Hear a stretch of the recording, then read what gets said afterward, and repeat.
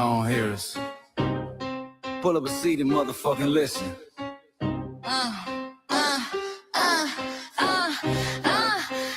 Pull up a seat and motherfucking listen. Pack your bag, time to go home. Talking crazy on our soil where our blood and bones grown. This our grind, we outside on it. While y'all fools on the outside looking, y'all show no respect to Black America, so leave. Hey. Y'all don't get it, so it's time to go home. Get the hell up out of America, take your disrespect and just fly on. Y'all don't get it, so it's time to go home. Get the hell up out of America, take your disrespect and just fly on. You landed on the tarmac, fresh off the boat. Talking about y'all building nothing, man, you choking on the note. My ancestors the reason that this country even breathes. Picked the cotton, built the White House, planted the seed. Jim Crow laws, redlined the map, we was the target. You think that struggle's a costume, man, you can't mark it. We fought the wars, we bled the blood, we died for our future's chance. And you come here and give our legacy a side eye while throwing shade on the guard. While you benefit from doors we kicked down with our last breath. Now you spit on the architects who stared down death. Disrespectful, that's disrespectful, ungrateful, a slap in the face to only people who gave a fuck. So let me show your ungrateful ass to the right place. Pack your bags, time to go home. Talking crazy on our soil where our blood and bones grown. This our ground and we outside on it. While y'all fools on the outside looking, y'all show no respect to Black America, so leave. Y'all don't get it, so it's time to go home. Get the hell up out of America, take your disrespect and just fly on. Y'all don't get it, so it's time to go home. Get the hell up out of America, take your disrespect and just fly on. Passport, the visa, the privilege to be here. Cause my grandma didn't march for y'all, so disappear from our land. You cosplaying our pain. Think it's a trend you can borrow, but you ain't inherit the ghosts of our sorrow. We the foundation, the bedrock, the soil, and the root. You not no branch on our tree, and unproductive people always cosplaying me. Talking about we ain't do nothing, you lost your mind. We built this from nothing, time after time. From the beginning to now, we been the backbone and muscle. Why you look down on the struggle and cause a whole tussle? The energy style with discussing is whack. So let's make it clear, there's no turning back. This land is paid for in full. In blood, sweat, and tears, and dreams deferred. You don't get to come into a house we built from the dirt and telling Black America y'all ain't worth nothing. That's a violation, facts. Pack your bags, time to go home. It's our soil on our soil where our blood and bones grown. Show respect, this our ground, y'all just tenants on a leash. Or get the step. Show no respect to Black America, so leave. Don't get it, so it's time to go home. Get the hell up out of America, taking your business, I can just lay on. Don't get it, so it's time to go home. Get the hell up out of America, taking your business, I can just lay on. Yeah, fly little birdies.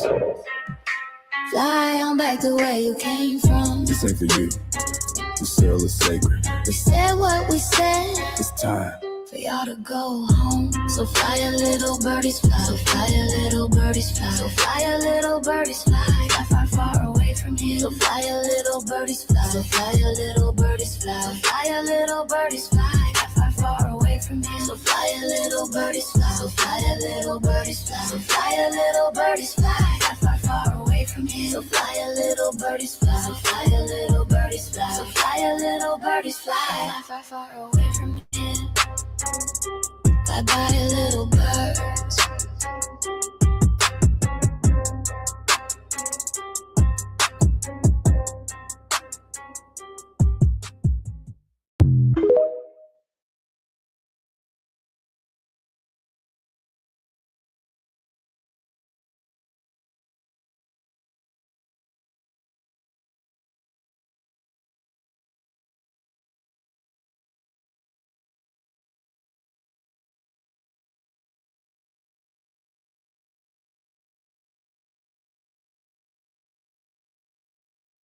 All viral.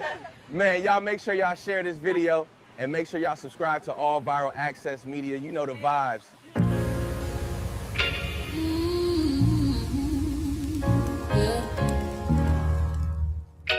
They thought we forgot, forget. This one's for the rules. We built this land from dust and tears, 400 years, and we still here. They write new rules, but they don't see every freedom they got came off you and me. We planted seeds, they took the bloom. We lit the flame, they left the room. But we back now, no disguise. The spirit's what we realize.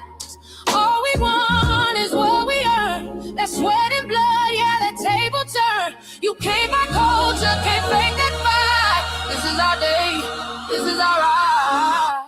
We happy day. Say it loud, say it strong. We the heartbeat that's been here all along. Foundational Black Americans, stand tall. We ain't begging for nothing, we built that all. Born from pain and grace, you can see the truth written in our face. We the soul, the sound, to fight the flame. Foundational Black Americans, say our name. They love our rhythm, but they dodge our blues. Use our voice when it fits their news. They take our sound, but not our scars. We the backbone, we the stars. Now the veil is gone, the mask is clear. We see the game, we know what's here. No more silence, no more lies. We lift that flag and watch it rise. Rise up, rise up. We the ones that made this nation breathe. Our pain to the power, our roots are trees. We the world. It's rhythm and grace now, and now we reclaiming our rightful place. Can't copy courage, can't steal pain. You can't inherit soul by changing names. Our story ain't done, it's the revival. We guard the gate, it's about survival. We FBA, say it proud, say it loud. The world dances on what we vow. Foundational Black Americans, still we stand, still we fight, still we demand. Every block, every song, we've been right here all along. The soul of a people strong and free. Foundational Black Americans.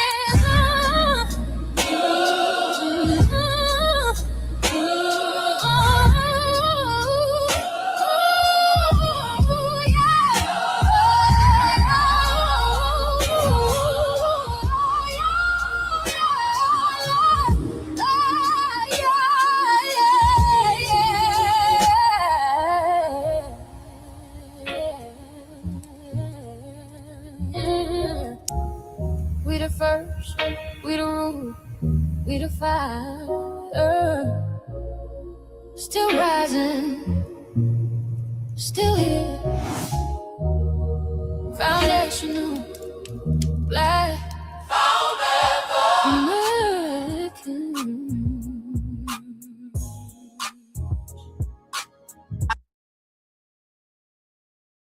Mike Larry. Now this shit here, it's what I see it is. We're not fighting your battles. We're not carrying your fear. We're not lending our history to people who erased us while we were here.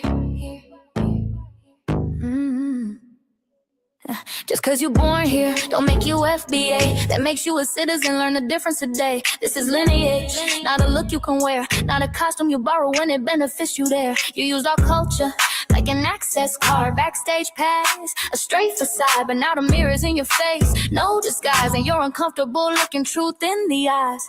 We didn't leave our land to beg for a chance. We stayed, we fought, we took every advance. That's the separation, that's the line you cross. We paid the price, you learned the cost.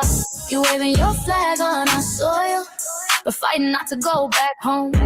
Waving your flag on our soil, building comfort on a foundation you didn't own. We waving our flag, red, black, and gold. Stood our ground, never sold.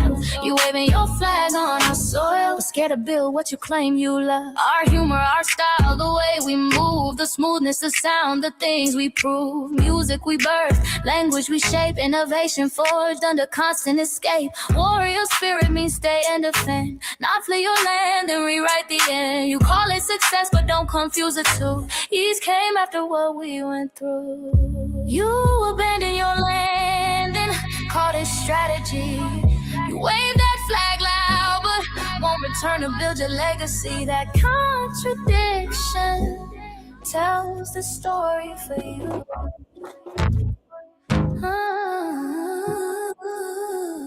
You waving your flag on the soil, or fighting not to go back home. We waving ours where we were forged, every inch earned, every brick known. We can't be deported, and that truth changes everything. We can't be deported, and that truth changes everything. We know who we are, and now we see who you are too. Just because y'all born here doesn't make you FBA at all. It makes you an American citizen. It's biologically impossible to be us, because it's a lineage, not some damn costume you can just put on to look cool.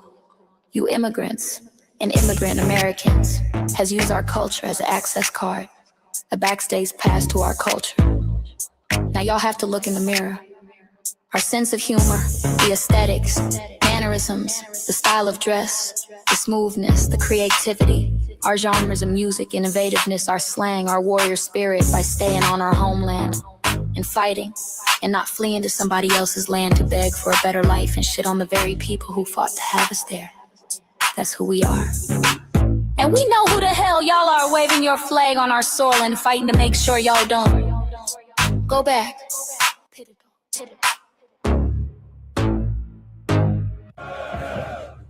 You can't leech off our culture anymore. Beat it!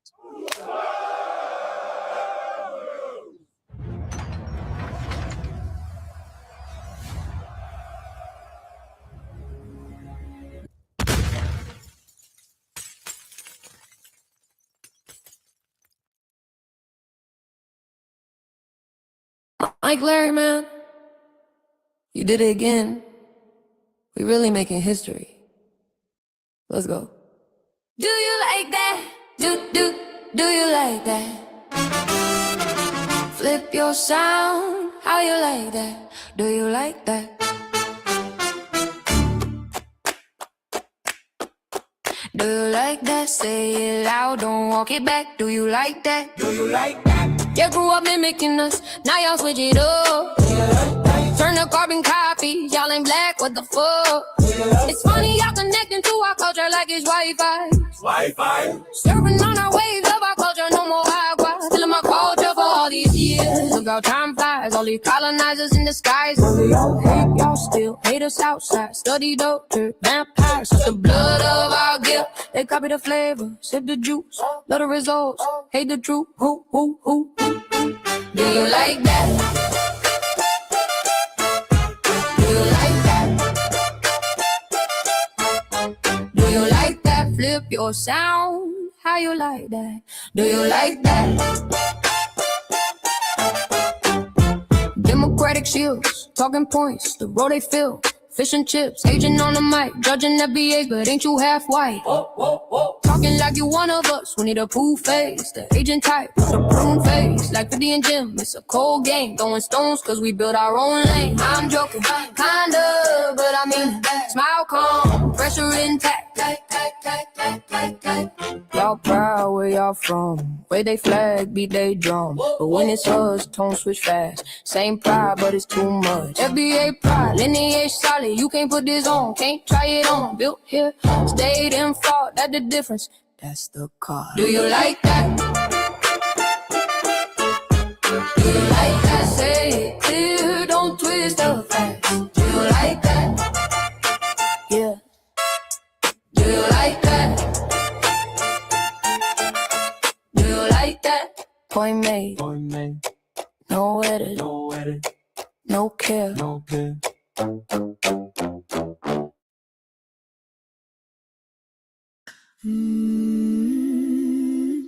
Hey.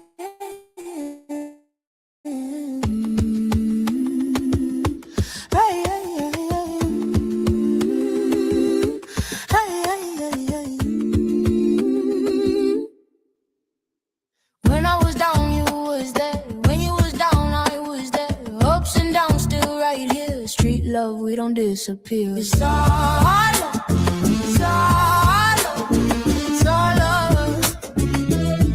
I mean, it's all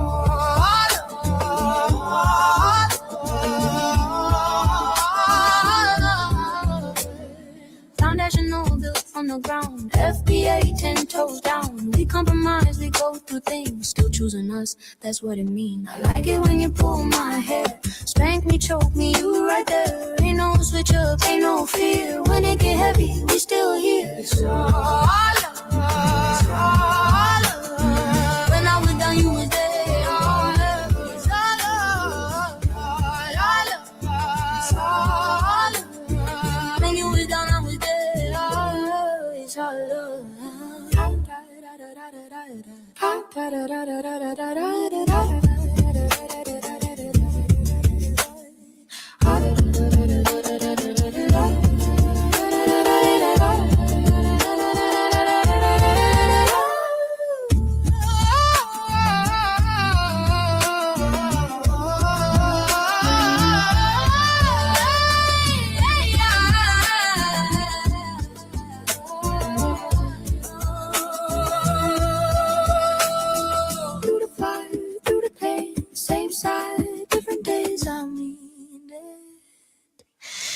Is all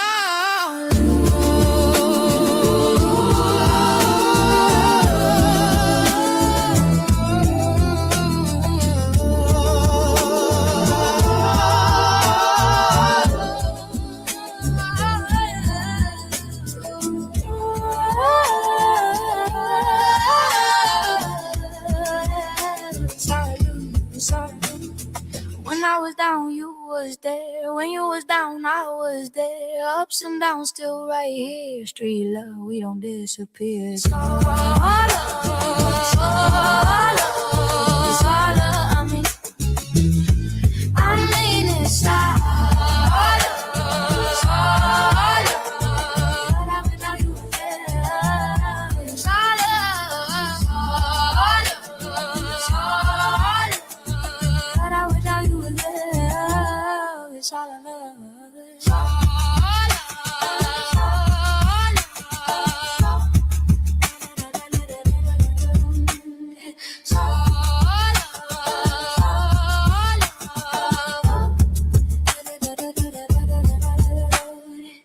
Through the fire, through the pain, same side, different days. I mean it, it's all love. It's all love.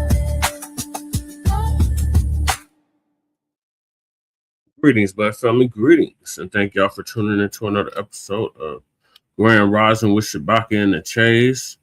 I am your host, Chan Krumah. I'm joined with my other host, Shabaka Sankori, Shabaka's Black Experience Enhanced. And this is technically a Shabaka's Black Experience Enhanced in conjunction with the Frontline Black News.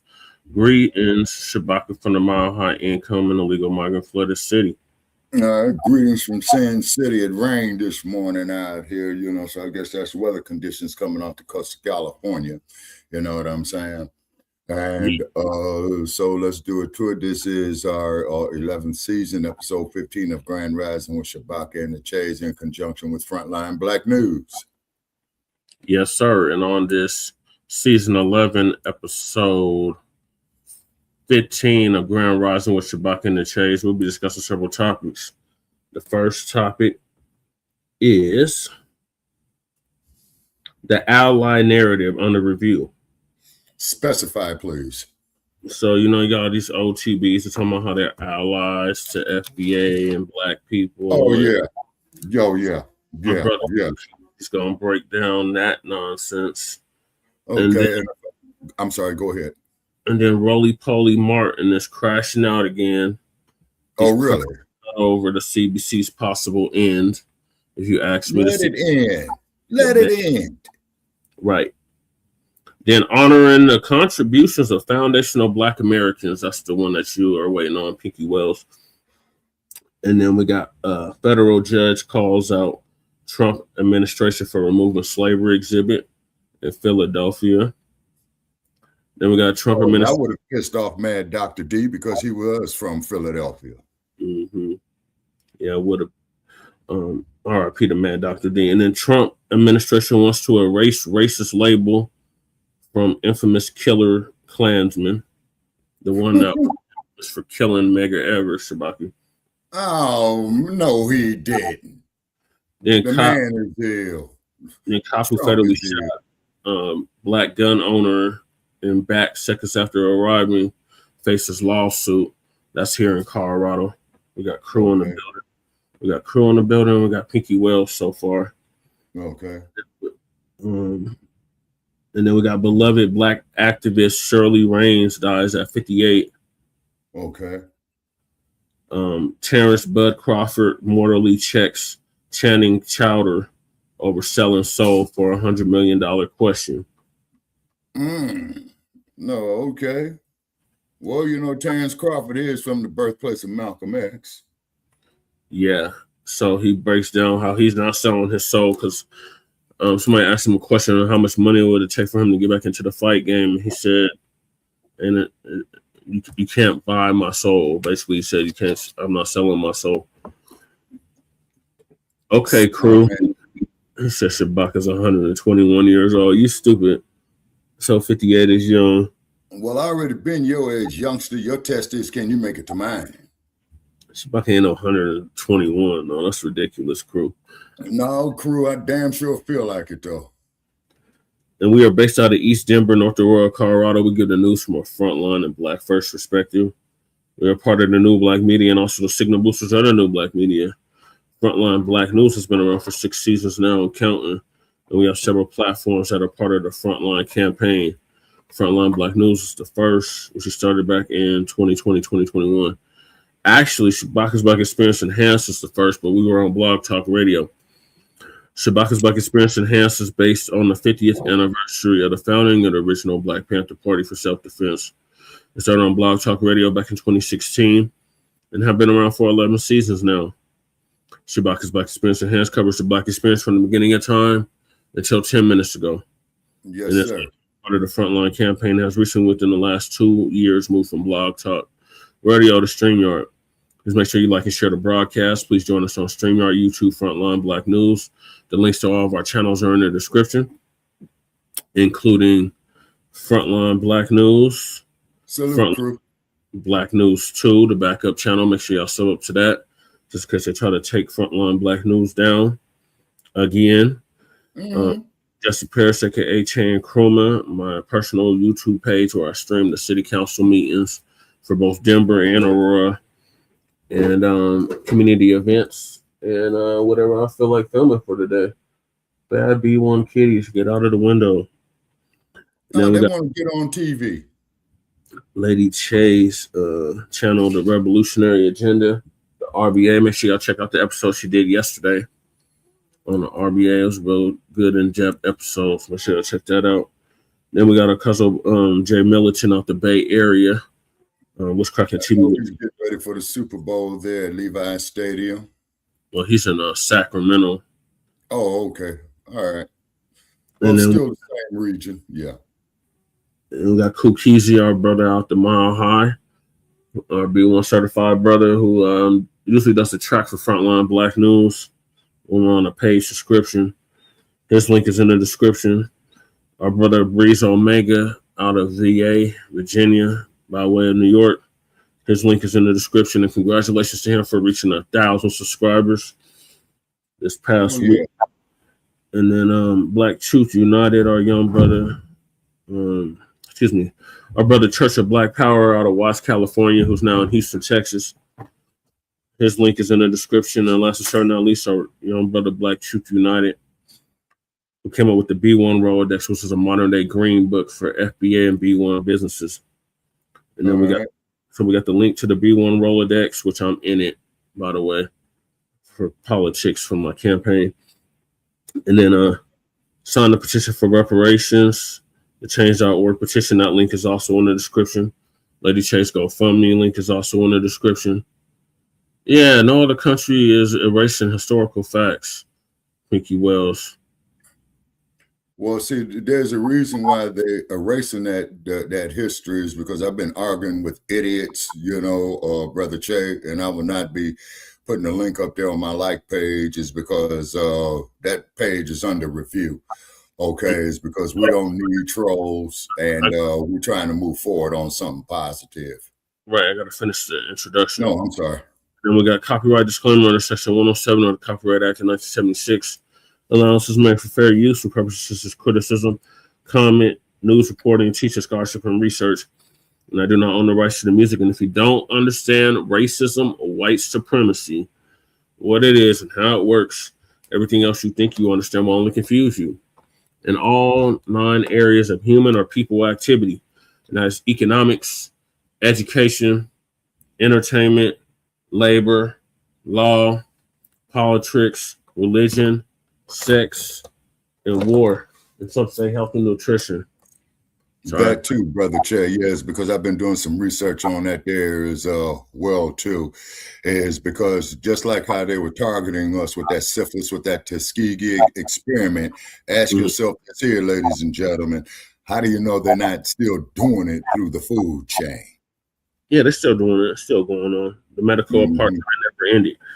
That's why Black women are still have the highest Black mortality. What is it called? Maternity. Thank you, Shabaka. Maternity rate in this country. It's just all bad. The hospitals are not meant to help us in this country at all. And then that's by Neely Fuller Jr., who transitioned exactly a year ago at the age of 94, 95. Full life. ProduceJustice.com. And when you, a Black person, are captured by any race soldier, you must never fuss, fight, or flee. Comply and defend yourself in court. Also by Neely Fuller Jr., ProduceJustice.com. And last but certainly not least, we got racism, white supremacy. It's conscious and subconscious behavior to maintain white genetic survival, to prevent white genetic annihilation. And that's by the great Dr. Francis Cress Welsing, who transitioned exactly 10 years ago at the age of 80. And shout out to our FBA brother, Tariq Nasheed, for paying for our funeral. So those are the topics. Make sure y'all hit that like and subscribe button. Absolutely. Okay. Also, too, I just want to put it out there, Brother Che, is that when we disagree here on this platform, y'all, we disagree agreeably. And I'm mainly saying that is because there are those on the outside, that's going to try to divide us. So just make sure that, we stuck together like mortar and brick and steel. Right. So the first topic is from Kool Keezy. He's going to, that whole ally narrative, the ally narrative is under review. So not Dr. Francis Cress Welsing, shout out to her, but not her. Dr. John Hendrick Clark told us we have no friends. If we want a friend, look in the mirror. That's the only friend you're going to find. So these other groups that talking about there are friends and there are allies, that's a bunch of crap. Yeah, it is. Because if they were our friends and our allies, they would support lineage-based cash payment, reparations to freedmen, foundational Black Americans, descendants of America's child slavery. If they're not doing that, then they're definitely not a friend or an ally. So Kool Keezy is going to give us an update on that. All right, family. I keep hearing this. Ways get not racist. Everybody's not anti-Black. All right, cool. I'm not here to argue feelings. I'm here to talk about the record.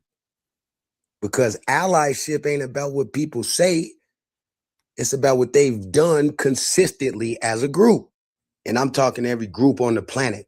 Liberals, conservatives, Republicans, Democrats, Latinos, Asians, Caribbeans, Africans, immigrants, ideological camps, ethnic blocs, all of them. Here's the problem. None of them can point to a history of sustained, consistent, collective allyship with Black Americans, specifically foundational Black Americans. Not emotionally, not politically, and definitely not materially. See, everybody knows how to sound good when the cost is low. A speech? Easy. A march? Cool. A quote about justice? Say less. Right? The Black struggle is the most remixed track in the world, Craig. Everybody samples it, but nobody clears the rights. And the moment you ask for something specific, the energy shifts. So right now, can you name one group, political, ethnic, ideological, national, that collectively and consistently done the following? Publicly demanded lineage-based reparations, insisted on cash payments, supported policy enforcement, made it exclusive to foundational Black Americans, and maintained that position over time. No one-offs, no individuals, no private conversations, and none of that vibrations and all that cool stuff. We talking as a group. I'll wait. Name them. Watch what happens when you ask it that way. The whole room gonna get quiet. Conversation gonna get sideways. Now is, well, it's complicated. Why does it have to be exclusive? What about everybody else? Isn't that divisive? And that's the tale, because everybody's cool with Black Americans being included, just never prioritized. Everybody's fine with Black pain being acknowledged, just not paid for. So here's the truth people don't like to say out loud. Anti-Blackness isn't just hatred, it's competition. Every group benefits from Black Americans not having a protected claim. That's politically, economically, and narratively. So when FBA say, we want what we're owed based on lineage with no dilution, now suddenly it's a problem. Now suddenly solidarity needs conditions. Now suddenly folks start calculating their own losses. And let's be honest, a real ally as a group would have already said this clearly and publicly. Reparations must be lineage-based. Foundational Black Americans qualify exclusively. Cash payments are required. No immigrant expansion, no proxy groups, no delay tactics. But which group has done that? Not liberals, not conservatives, not Latinos, not Asians, not Africans, not Caribbeans, not immigrants, not political parties, none of them. And that's where the silence isn't accidental, it's structural. Individuals might agree. Individuals might sympathize. Individuals might support you quietly in your DM.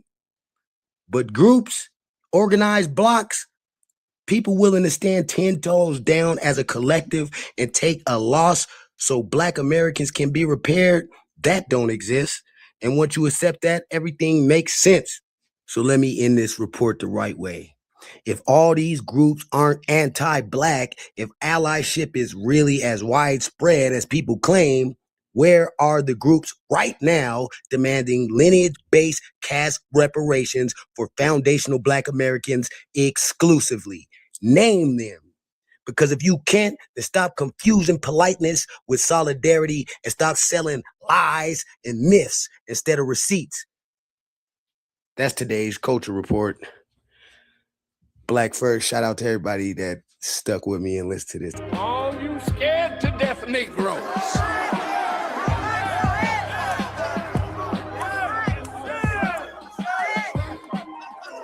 Just sit down.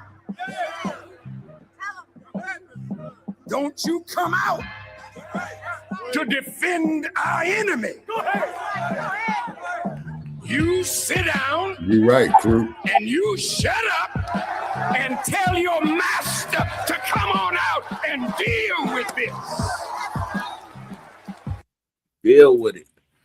All right, shout out to Cool Keezy for that FBA report.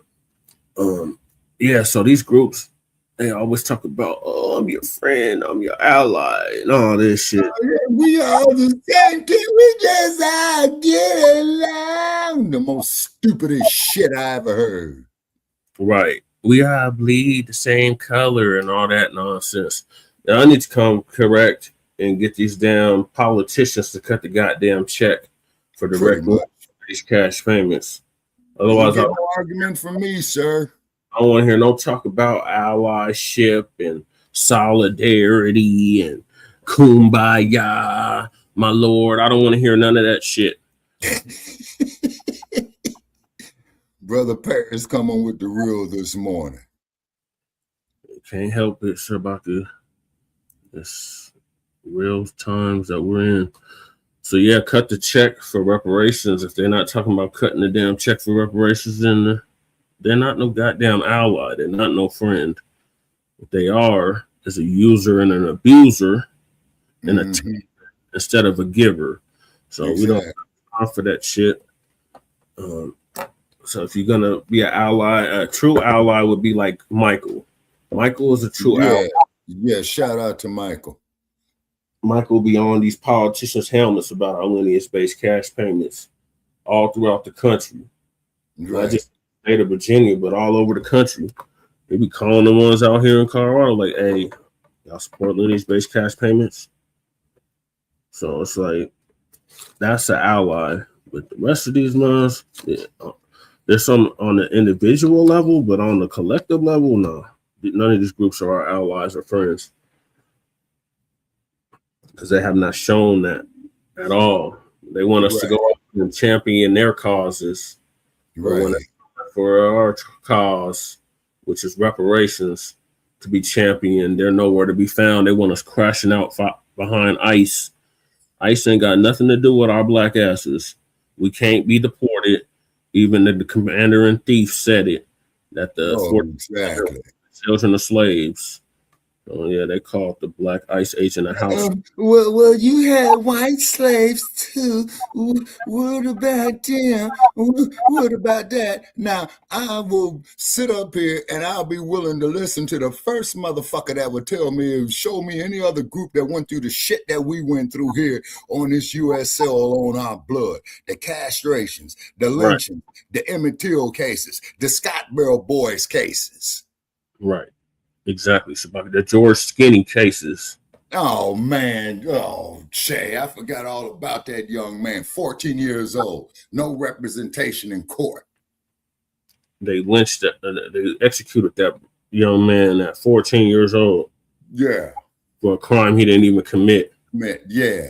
See, this is the shit that pisses me off, Brother Che, is all of our brothers and sisters who are murdered, brutalized, killed, convicted in kangaroo courts for shit that they did not do. Right. And that is a crime within itself. And I would debate with any of these goddamn white supremacists out here with this shit. Right. You know me, Brother Che. Oh, yeah. Big time, Shabaka. So, yeah, there's no allies on a collective level. They just don't exist with these other groups. They just don't. That even goes for these other black groups, these damn tethers, that they're not no damn ally or no friend. Mm-hmm. They got fingerprints on the brain, brother. Mm-hmm. They come over here to undermine us, not to build with us, not to help undermine us. So no. Yeah, classic example of what you're saying right there is the institution of Hollywood. Like when you look at a movie called Home of the Brave, and I'm saying this here for the sake of our audience, Brother Che, you know where I'm going with this. There's a film called The Home of the Brave, ladies and gentlemen, World War II flick, I think filmed in the early 50s. There was a black actor in there by the name of James Edwards, and he's working with these white guys in the jungles of World War II. And they keep calling him a family and fellow soldiers. And the scene that really will piss you off is where he sits down and cries, not because they called him a nigga, because he was not white. That is the worst fucking chain on the brain. What was that movie where the sister, she was crying because she wasn't white? Imitation of Life. Yeah. That was horrible too, Shabaka. Yeah. And I'm on to a tether by the name of Roly Martin. What's up with this clown? He's crashing out. He's losing his freaking mind like most Democratic shills have been losing their minds since 2024. And he got a message for us. So Professor Black Truth gonna give us an update on that. He's worried about CBC, the Congressional Black Caucus, or as we call it, the Congressional Black Caucus ending. Mm-hmm. Family and fellow soldiers, I'm the professor, and this is the moment of truth. I need all of y'all to understand that what is on the ballot is they could wipe out with one goddamn ruling more than 30 black congressional seats. Let them. That means right now the Congressional Black Caucus is the largest caucus in the United States Congress, and this Supreme Court could literally wipe out half of the damn Congressional Black Caucus. Let it wipe them all out. So don't tell me you're being too emotional. Don't tell me it doesn't matter. Right now, they're looking to wipe out Congressman Cleaver in Missouri. They're looking to wipe out Congresswoman Sykes in Ohio. They've already wiped out a black seat in Florida. I've told y'all repeatedly that they want to defund Black America. They want to take everything economically, everything politically, academics, business. They want Jim Crow 2.0 to return. And what you had better understand is read a goddamn history book. Because this is exactly what happened after the 1875 decision. This is exactly what happened after Plessy versus Ferguson, when they wiped out black representation in Congress. Go read the speech of that last black Republican who was from North Carolina. The reason the Congressional Black Caucus Phoenix Awards is called that because he said to them, you may wipe us out now, but we're going to rise like a phoenix.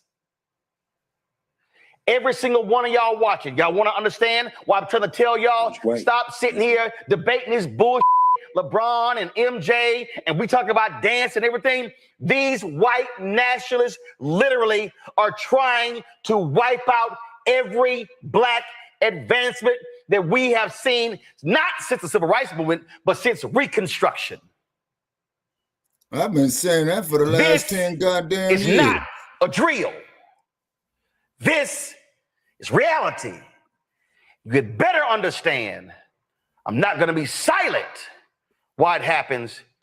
And if you are black, don't fall for the if you're unwilling to fight, if you ain't got the spirit of Shirley Chisholm, of being unbought and unbossed, well, get your ass out the way and let some folks in who are ready to do battle. Roly-Poly's had another meltdown, so it must be a day that ends in a Y. That boy needs to have a slim down instead of a meltdown. But behold, the bloated voice of reason, the self-appointed head Negro in charge, who the white leadership of the DNC needs to give a consulting gig to because he has the pulse of the black grassroots, remember? That's what he's been saying all these years. I know what's going on. I know what's going on in the community. All these pasty white people y'all been bringing in to consult for you. They don't know nothing. They don't know nothing. Yeah, Roly-Poly understands why Black America does what it does, right? I mean, weren't you amazed at the sheer level of understanding that he just put on display as he cogently and concisely explained why the black community was doing what it was doing? Instead, no, we didn't hear that at all. If Roly was really in touch with the black street as he tries to palm himself off as being, then he wouldn't be crashing out and lashing out. He would instead be calmly expressing to the Democrats and the clueless clods in the immigrant black caucus why the black street is not concerned about what happens to them. You know, he would be sounding like the Blacc Media. But of course, Roly isn't part of the Blacc Media. He's bootlick media, a sock puppet for white power. He's as much in the dark as they are. And that's why he's crashing out. And keep in mind that from the very beginning, we've always had these online bootlicks and clowns and shills and suck-ups who have told us, well, they can't be doing nothing about no reparations. They can't even say reparations. We's got to be realistic and practical. If you say reparations, your career's going to be over. You's going to be out. Well, look at what these morons did.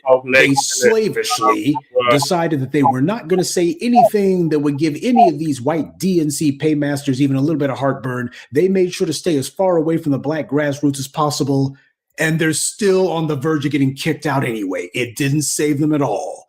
The only difference is they have absolutely nothing to show for all of their shameless sucking up. That's the only difference. Now, if they listened to the black grassroots, they could have mobilized those black voters by giving them an actual stake, giving them something that they can gain, which also means they stand to lose something if these idiots are out. But When you decide you're not going to do anything for the black vote, can you really be surprised when the black vote does nothing for you? Apparently Roly was. You see, family, we're not going to let anybody get away with these lies, talking as if, well, ignoring the black vote, that's a chess move. That's what they like to do. They bring that phrase out whenever they're ignoring black people. That's the smart thing to do. That's a chess move. That's strategy. Really? And look where their strategy got them. They're surrounded by the very same forces of white power that they were trying to protect and that they were trying to get something from. Oh yeah, it always ends the exact same way. The bootlicks never learn. Massa has no permanent plans for any of these fools. And a lot of them think to themselves that they're going to be handing their political office off to their little brats. That's what people like Jim Clyburn think. They're going to basically be handing down their political office as some sort of demented family heirloom. But as always is the case, when white power is done with its tools, it breaks its tools because it has no plans to have these idiots around or for them to call themselves bringing in their progeny to take their place. White power is looking to go, no, we're going to replace you either with our own or with some people of color who will be more compliant. As usual, when it comes to black people, that's about the only time Roly-Poly Martin ever gets all loud and profane. When he's talking to white people, he acts like he's got some sense. But when it comes to talk to black people, all of a sudden he's screaming, yelling, insulting, condescending, and of course cursing. When he talks to black people, that makes him furious when he sees us not obeying him, which is all the time.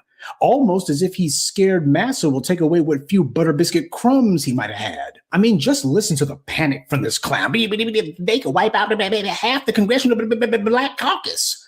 Gee, you mean like Negro Jim Clyburn? What a loss to us that would be. You know, the kind of talk the Roly's doing, especially that phrase, wipe out the congressional black caucus, that kind of talk sounds very hyperbolic, very extreme. In fact, it sounds like a slogan. What did Negro Jim Clyburn say about slogans? Yeah, that's my advice to Roly-Poly Martin. Stop it with all the sloganeering. Let's stop it with all the hyperbole and let's get back to creating opportunities and making things better for the American people. That's what I think about this gang of do-nothing bastards, the immigrant black caucus. That's how much I care about what happens to them. Why should we care about these clowns anyway? Most of them are immigrants who have spat in our faces, and the rest of them a bunch of do-nothing retreads from the civil rights movement who have produced absolutely nothing for us. But they have bent over backwards to produce tangibles and policies for literally every other group in this country except for us. Roly-Poly Martin's scared because the CBC was a jobs program for tethers and a bunch of boomer fossils, and now Roly the Tether Martin is mad as hell because that little club he thought he was part of looks like it's about to crumble. And he's also seen the way that the black grassroots are sitting out the events in Minneapolis. We made it very clear, this ain't our fight. The young black voters are not putting on the cape for Roly's immigrant pals in the CBC either. Tell the immigrant black caucus to go ask the immigrants and the LGBT community and the white feminist and every other group who they've been actually catering to vote for them. That's who they should be looking for the support from. That's been their actual constituency all these decades, so that's who Roly-Poly needs to be yelling at. Another tether, Barack Obama, tried the exact same pathetic tactic, lecturing black voters in 2016 that he considered it a personal insult if we didn't turn out to vote for Hillary because we were obligated to ensure his legacy.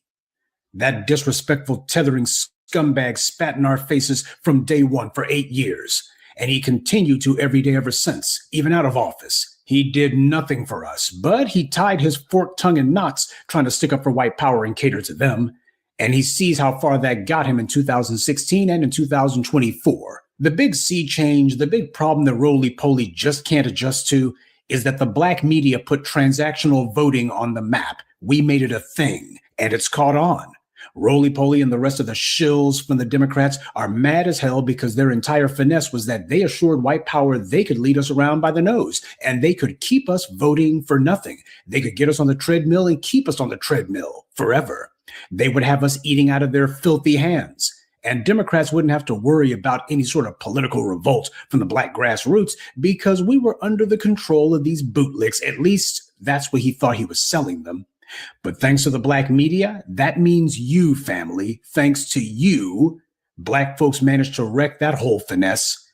And this is the result. These bootlicks are crashing out publicly because their job was to prove to Massa that they could control us. but you stopped listening to them. See, it's your ears and your eyeballs that they've been fighting for. I've been saying that for 20 years. You would be surprised how much power you've actually got if you dared to use it. And that's Roly Poly and the rest of these bootlicks and shills' job, to get you scared and keep you scared. Because people who are scared don't fight. People who are scared don't think. And speaking of people who don't think, Roly Poly isn't addressing why Black people have gone radio silent. Oh, he's screaming and yelling about it, but he can't even give any sort of analyses, not that he ever could. While Roly Poly was busy burying his head up the DNC's behinds or burying it in the buffet line, he didn't notice that we were withdrawing from a political process that hasn't offered us anything in over 3 generations. We're tired of arguing, stomping, protesting, and seeing ourselves systematically ignored while everybody else gets prioritized, including illegal immigrants and, of course, tethers like Roly Poly. He ought to save all his hooping and hollering for his white DNC paymasters. But then again, when does a lapdog bark at its master? Roly Poly's mad as hell about the Supreme Court, but why aren't his white leftist pals up in arms about the impending doom of the CBC? Notice how he didn't bring that up? If the immigrant Black caucus begins to lose seats in Congress, obviously that would be bad for the Democrats, right? Except you sure couldn't tell by listening, because they're not making a big deal about it, not like Roly Poly is. Maybe the reason that the white leadership of the DNC isn't so bothered is because the same Supreme Court that Roly Poly's so scared of just handed down a ruling yesterday regarding California's own gerrymandered new voting district map. And that Supreme Court ruled unanimously that it was constitutional. The same way they did with this rejiggered voting map in Texas. You see, I told you this in my prior videos touching on this subject, that after the Supreme Court allowed Texas to engage in a blatant, open, unequivocal act of racialized gerrymandering, the Supreme Court would have no basis to stop California from doing the exact same thing. California Republicans whined all the way to the Supreme Court, but it was all for nothing. But here's the kicker. Here's why these white leftists don't care what's going to happen to the CBC. You see, in California, that new voter district map will favor more Hispanic representation in Congress. This was what Republicans were objecting to, but for the Democrats, this is also the solution to their problem with Black voters no longer being obedient. See, to them, that's going to be an answer to their political problem. The real political problem is not the Republicans. It's Black people threatening the system. And it's no coincidence that California was the state that did this. As the old saying goes, as goes California, so goes the nation. Roly Poly should be whining and complaining to the DNC leadership in other states and demanding that they follow California's lead and redraw their own district maps so as to make their maps more favorable to Black representation. But of course, he knows that wouldn't do any good. They're not going to listen to him any more than they do any other Black person. A lot of you, especially the folks who are new here, wonder exactly who the hell is this fool's message supposed to be reaching. Roly Poly was and remains the idiot who said to ignore younger Black voters because they don't matter anyway, and that the Democrats need to be reaching out to them older Black voters. What he was really saying is it's just these old fossils who are the last ones dumb enough to listen to him, so he needs them to go ahead and give him some pretend clout. Well, the olders are dying off, and what's Roly Poly's response to this? Yell louder. His real audience is the white media executives and DNC leaders who he hopes will see this and they'll feel better about putting him on TV, maybe. Or he hopes finally give him that DNC consulting gig he's been chasing all these years so he can finally get out of that freaking broom closet he's been trapped in. See, what's missing from Roly Poly's little tirade is the same thing that's always been missing. The ability to say, you dumb Negroes need to get out there and do what I tell you to. He has no influence. He has no power. All he can do is rage and yell. And while the white DNC leadership does like seeing someone who wags their finger at us, the reality is that's not actually what they want from him. They want a bootlick who can lead us around by the nose. They want a Negro whisperer who can successfully tell the rest of us what to do and then get us to do it.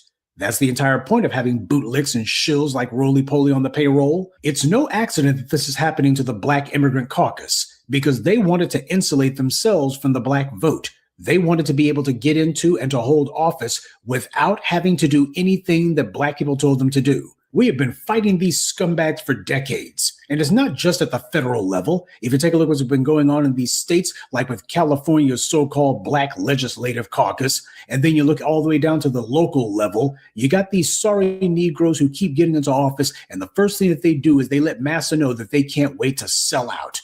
So that's the reason why you're not seeing all of these black voters, the ones who actually matter, not roly-poly's decrepit little constituency, but the real black vote. You don't see them bothered at all that these do-nothing Negroes in Congress are going to get thrown out because these scumbags have been ignoring us all along. And before we end this morning's briefing, though, I do want to point out one last detail. Not surprisingly, Roly-Poly is also a prominent member of the National Association of Black Journalists, the only organization that's as useless as the NAACP or the CBC. I talked about the NABJ earlier this week for a reason. These clowns are supposed to be what the white media wants you to think of as Blacc Media. But as these shills see, nobody's listening to them. White power can give you a platform. It can give you airtime on their airwaves, but they can't give you legitimacy. And that's why Roly-Poly's crashing out. And if this trend continues, the CBC is on their way out too. These fools think of themselves as being some sort of talented 10th, the smarter than thou Negroes who are better than you and I, and more qualified to speak on our issues. And they have the right to tell us what's in our interest because, we're not as smart as they are. They act and talk to us no different than an arrogant white liberal. But then again, that's who and what these bootlicks wish they could be. And in a perverted kind of way, Roly-Poly and his ilk have succeeded. They've become to the black community exactly what these white liberals have always been: irrelevant. Which makes sense. After all, turkeys of a feather fail together. Good day, and be one.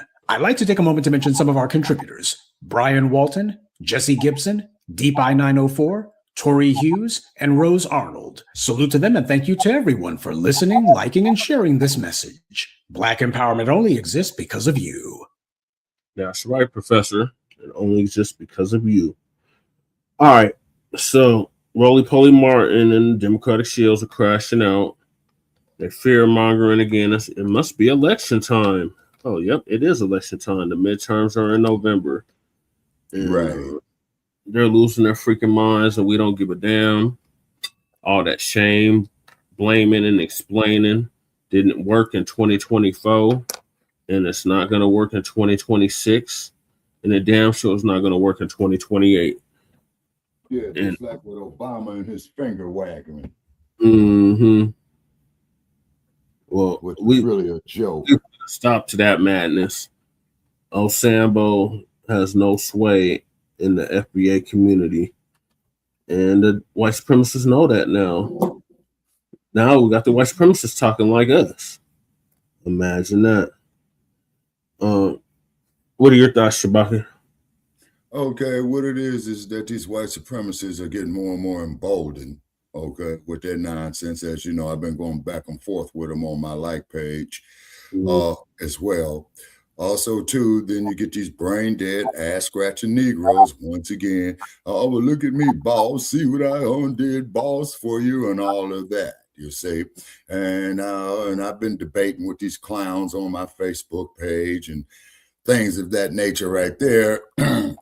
And so, in the way you could tell that you got on the inside of his offense is because when you hit them with facts, they start going to name calling.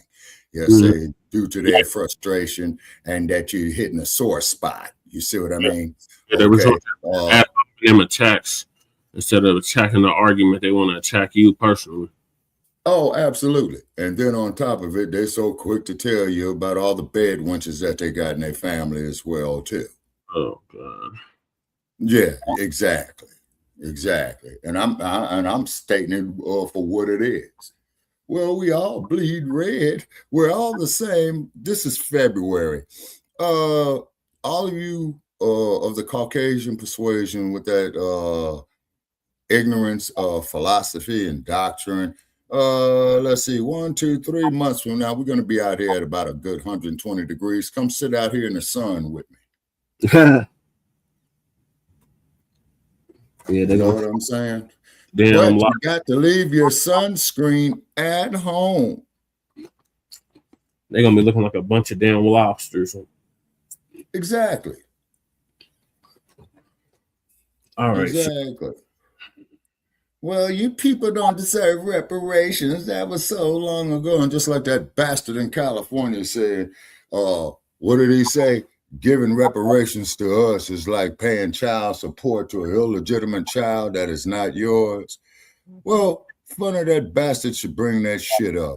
Okay, because you don't want to.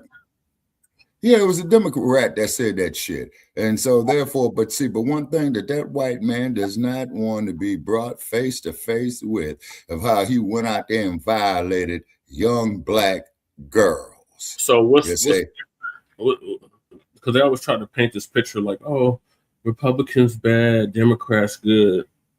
The Republicans said that old Sambo was our reparations. Yeah, now that there was definitely a slap in the face. And question is, what did Osambo do strictly for black people? What did the former Attorney General of California say? Oh, I'm not gonna do nothing strictly for black people. No.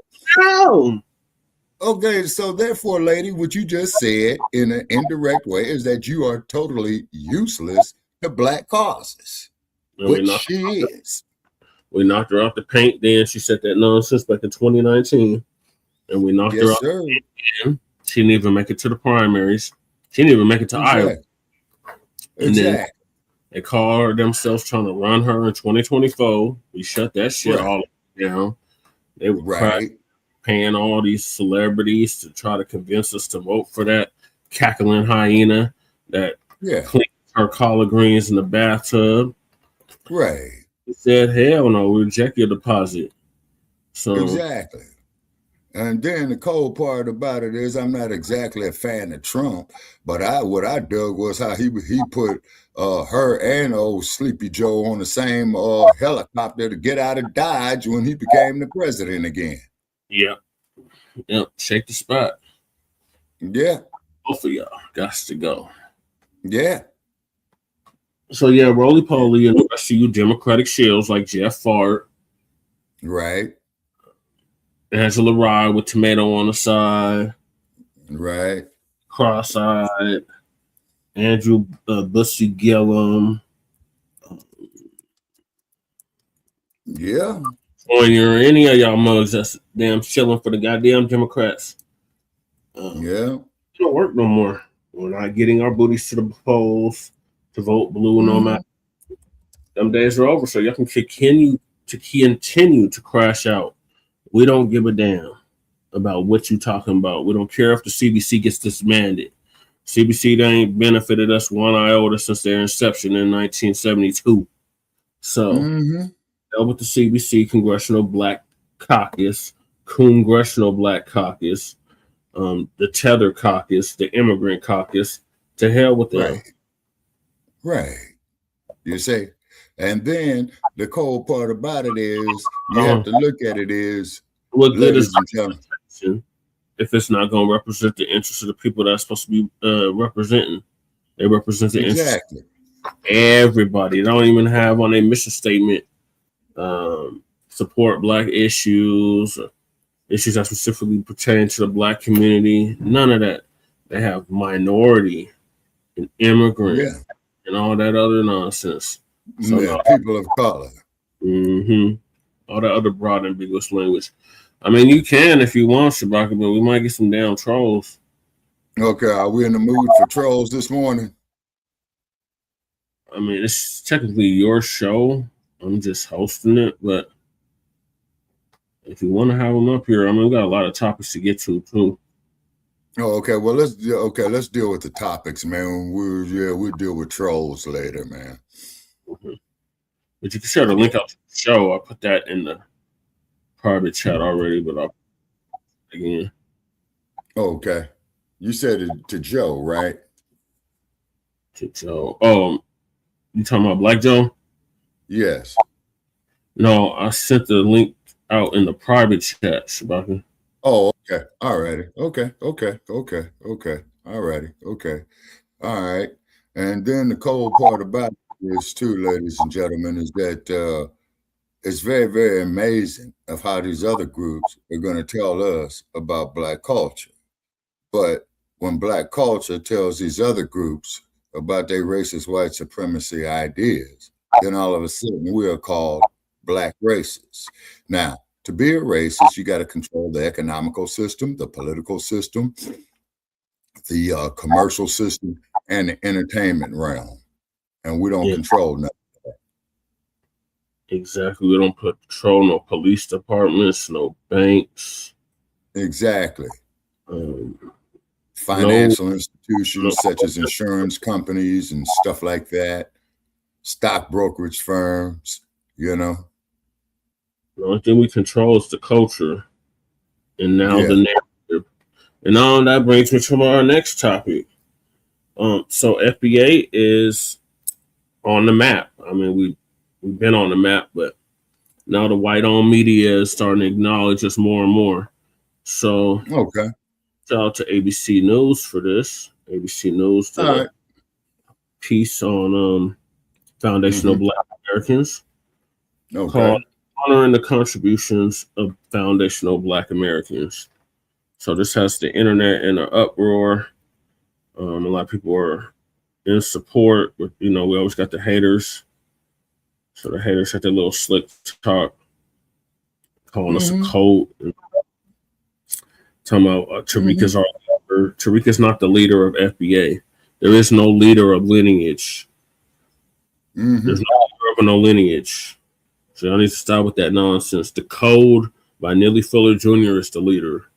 That's the not Tariq Nasheed, not Jason Blacc, not the Black Truth, not Afro Elite, not Black Alpha Network, not Lisa Cabrera, not any of the big voices in the new Black media.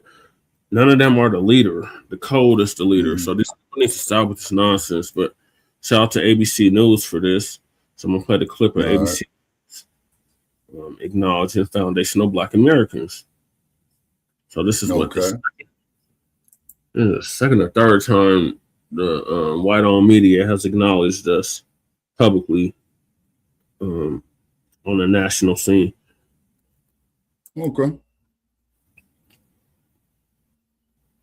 The first time was with Ryan Coogler.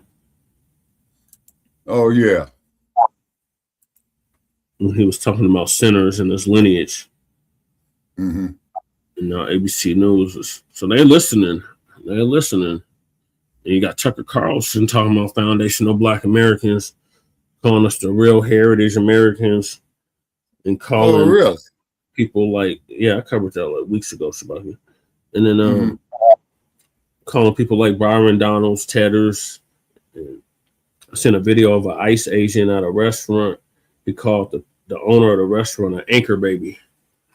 So the terminology is definitely getting around. So on this Black History Month, we're highlighting foundational Black Americans whose ingenuity, innovations, and labor play a critical role in American culture and infrastructure, including Alexander Miles, who invented automatic elevator doors in 1887, and Garrett Morgan, who invented the 3-light traffic signal in 1923.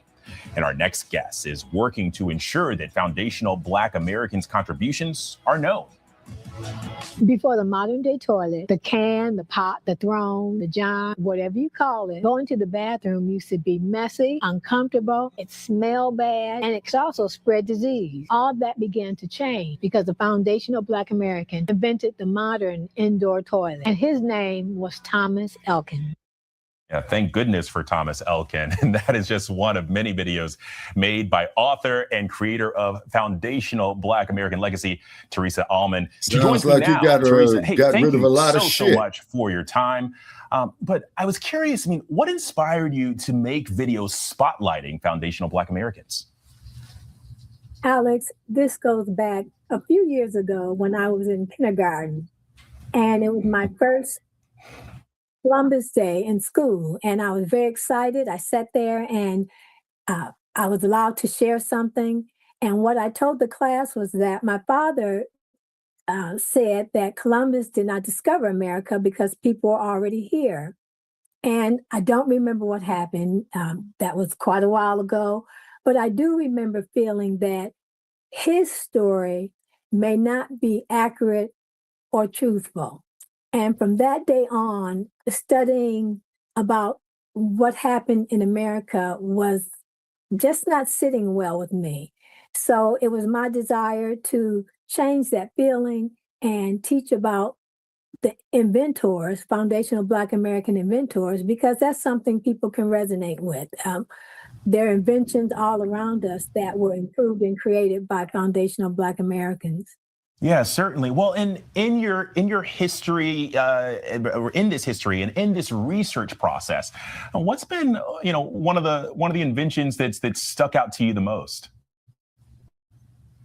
I like to think about Miriam Croak. It is because of her ingenuity that you and I are able to use Zoom technology to put voice over internet protocol. She's still alive. And Skype and FaceTime, when we're able to pay and transfer money over our cell phones, it's because of her. And wow.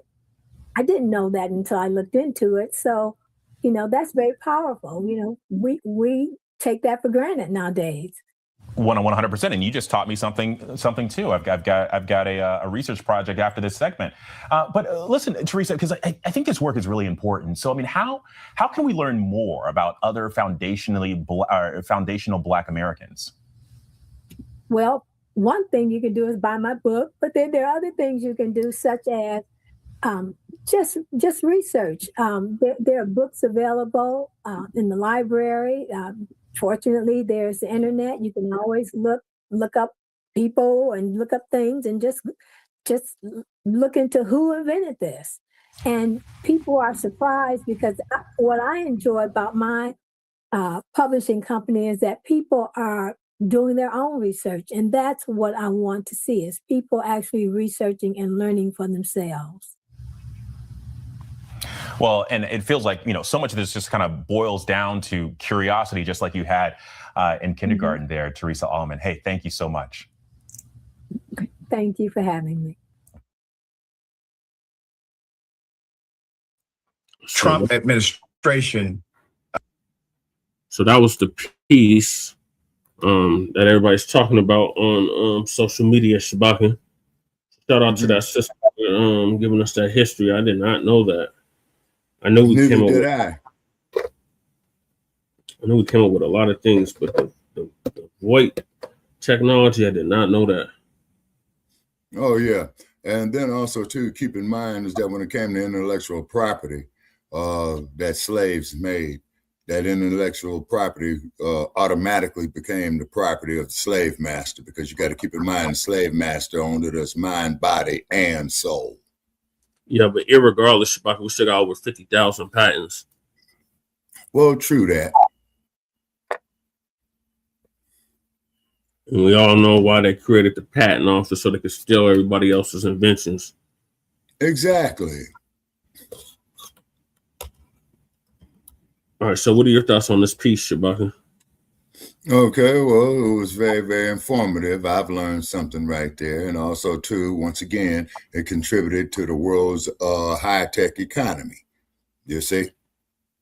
Without her, without the sisters who did the Hidden Figures, Silicon Game Valley would not exist. Mm-hmm. Yep. Very true, Shabaka, very true. So, foundational Black Americans are making a lot of inroads and traction. And we just got to keep it up, Black family. We're defining ourselves. White-owned media has to acknowledge it. But we're not going to do like ADOS and be like, oh, the New York Times featured us in the article. Oh, we made it. We made it. No, yeah. We don't need the white self-approval for any goddamn thing. Yeah, same thing with the institution of Hollywood. Look at all the Black talent that got stole creating that institution. Hell, the very land that Hollywood is on, along with Beverly Hills, was once owned by a Black woman. Yeah, all that was hidden. All that information was given in hidden colors, Shabaka. That's why you watch that. It's online now, so you can watch it online on YouTube. But you gotta watch 1 through 5. They're like 2 hours each. Okay, so that's an all-day project, like a seminar. Yeah. It's like 10 hours total. Okay. So yeah, shout out to ABC News for that. So moving along, we got federal judge calls out Trump administration for removing slavery exhibit in Philadelphia. So I did cover him removing the slavery exhibit a few weeks ago, like a week or two ago. So now a federal judge has come down and slams the federal the Trump administration. So Dr. Rashad Rashay is going to give us an update on that. They're under fire because, well, they want to get rid of slavery exhibits. They're biased. Okay, put it up full blast. So here we go. The National Park Service dismantles slavery exhibit in Philadelphia. This is what they're spending their time doing, not solving your problems of groceries and affordability and housing, et cetera. So a week before Black History Month, the National Park Service took down an exhibit on slavery at Independence National Historical Park in Philadelphia. This was due to a Trump executive order, not a congressional statute, a Trump executive order. The outdoor exhibit called Freedom and Slavery in the Making of a New Nation memorialized 9 people enslaved by George Washington at the president's house site, where the first president once lived. The exhibit, quote, examines the paradox between slavery and freedom in the founding of the nation, according to a description of the Park Service website. Here are pictures. Here are some video of the panel being removed.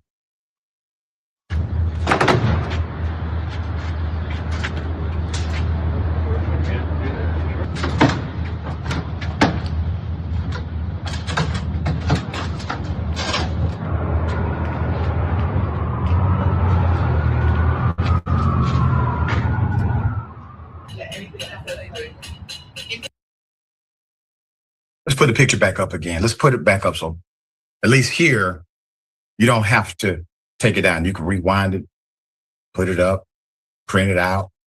I want you to keep that picture up for a moment because this is part of the process of miseducation, misinformation that the administration has been engaged in since day one.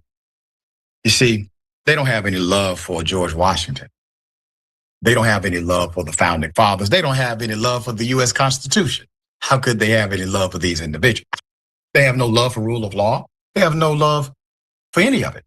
What are they doing here? Why are they taking down an exhibit that says truth?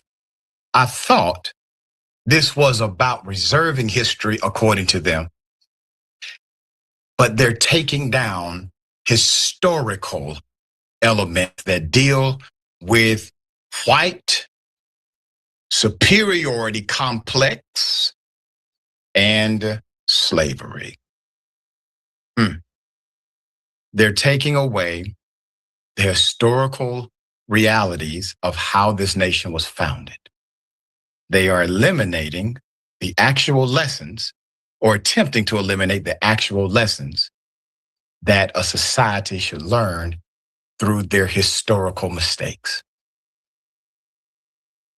The move follows an executive order issued by Trump March 2025, instructing the Park Service, a part of the Interior Department, to review materials at national sites to ensure they, quote, focus on the greatness of the achievements and progress of the American people and do not inappropriately disparage Americans.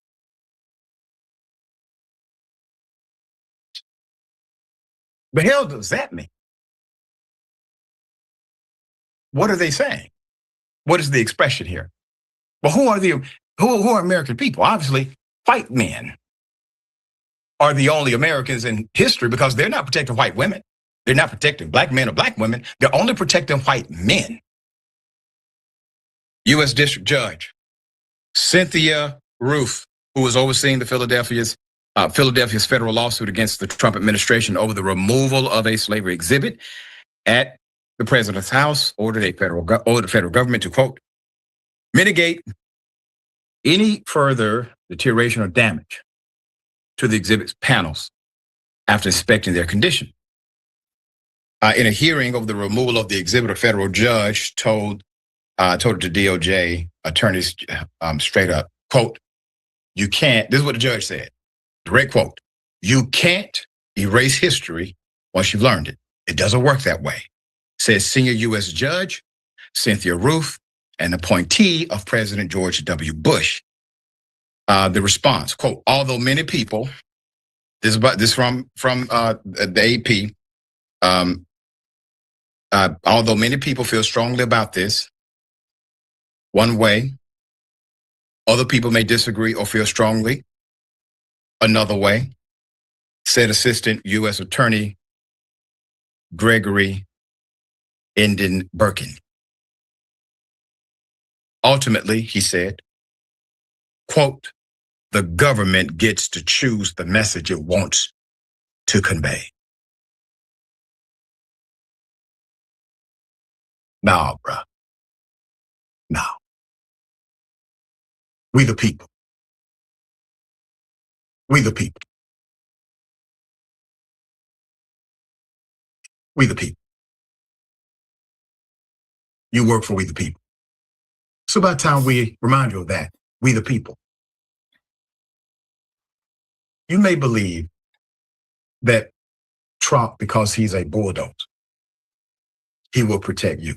You may believe that one man has the strength to overcome the sincere heart and soul of free-thinking human beings. You are mistaken. The panels are being stored.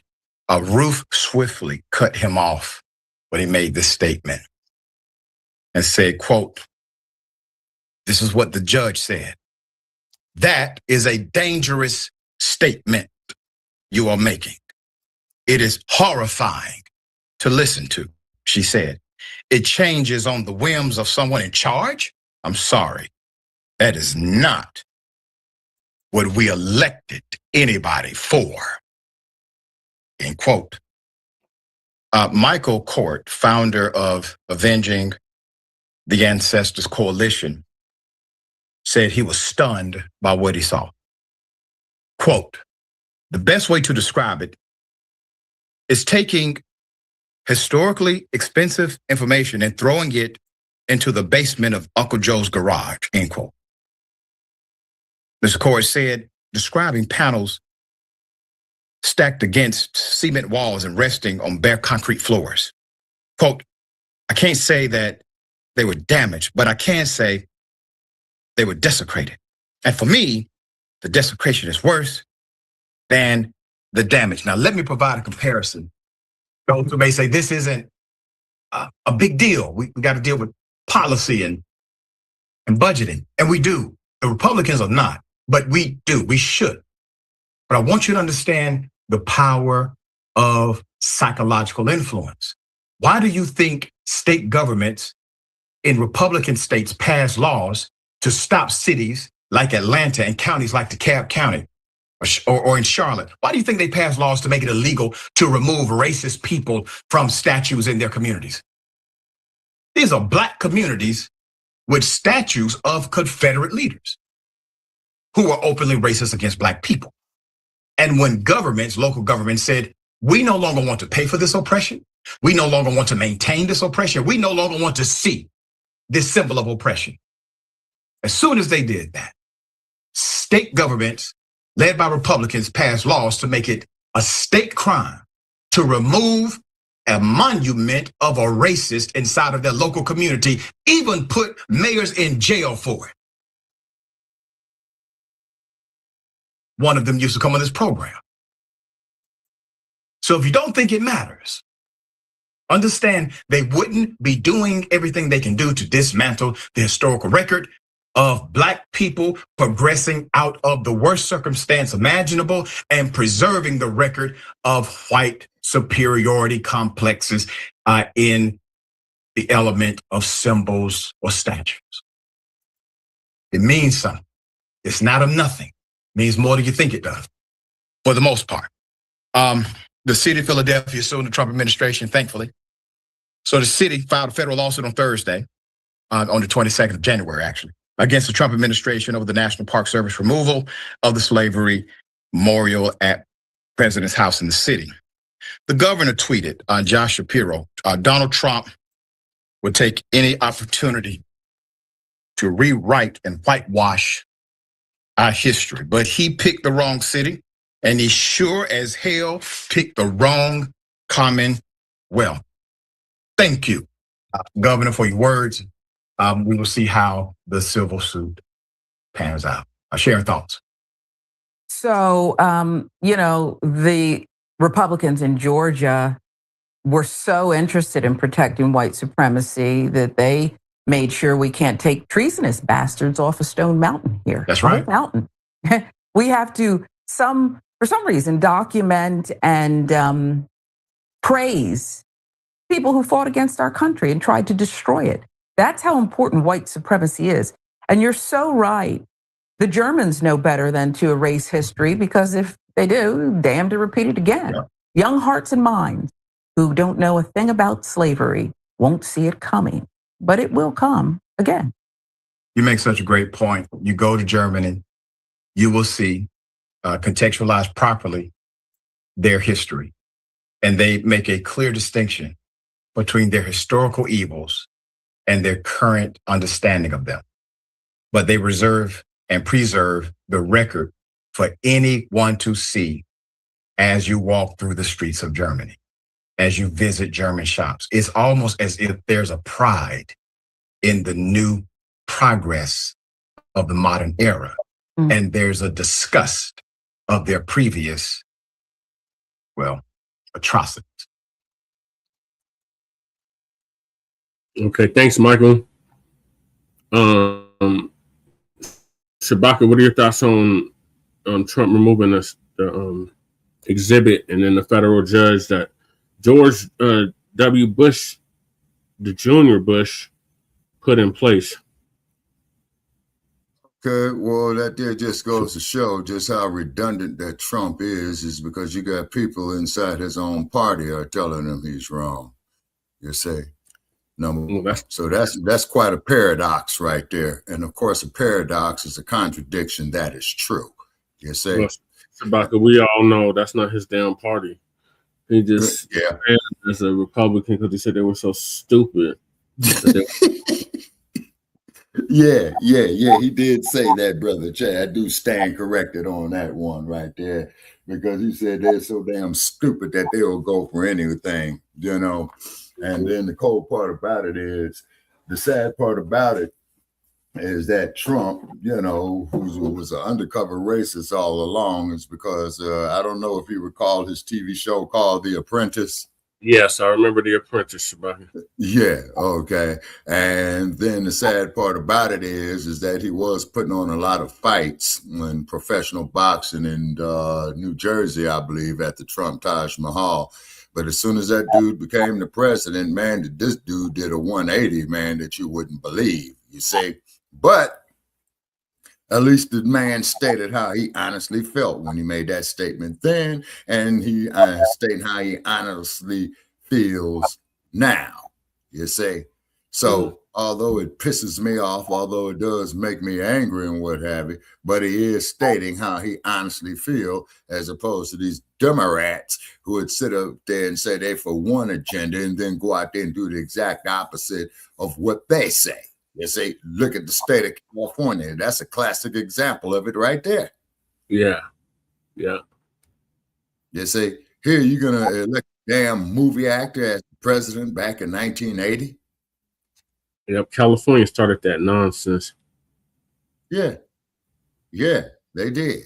You see, and then like all the stuff that we used to go through, man, when they make that classic line, well, your statement didn't follow community standards. And then when other groups post their hatred of us up on there and we go to report what they tell us. Oh, that post did not violate community standards.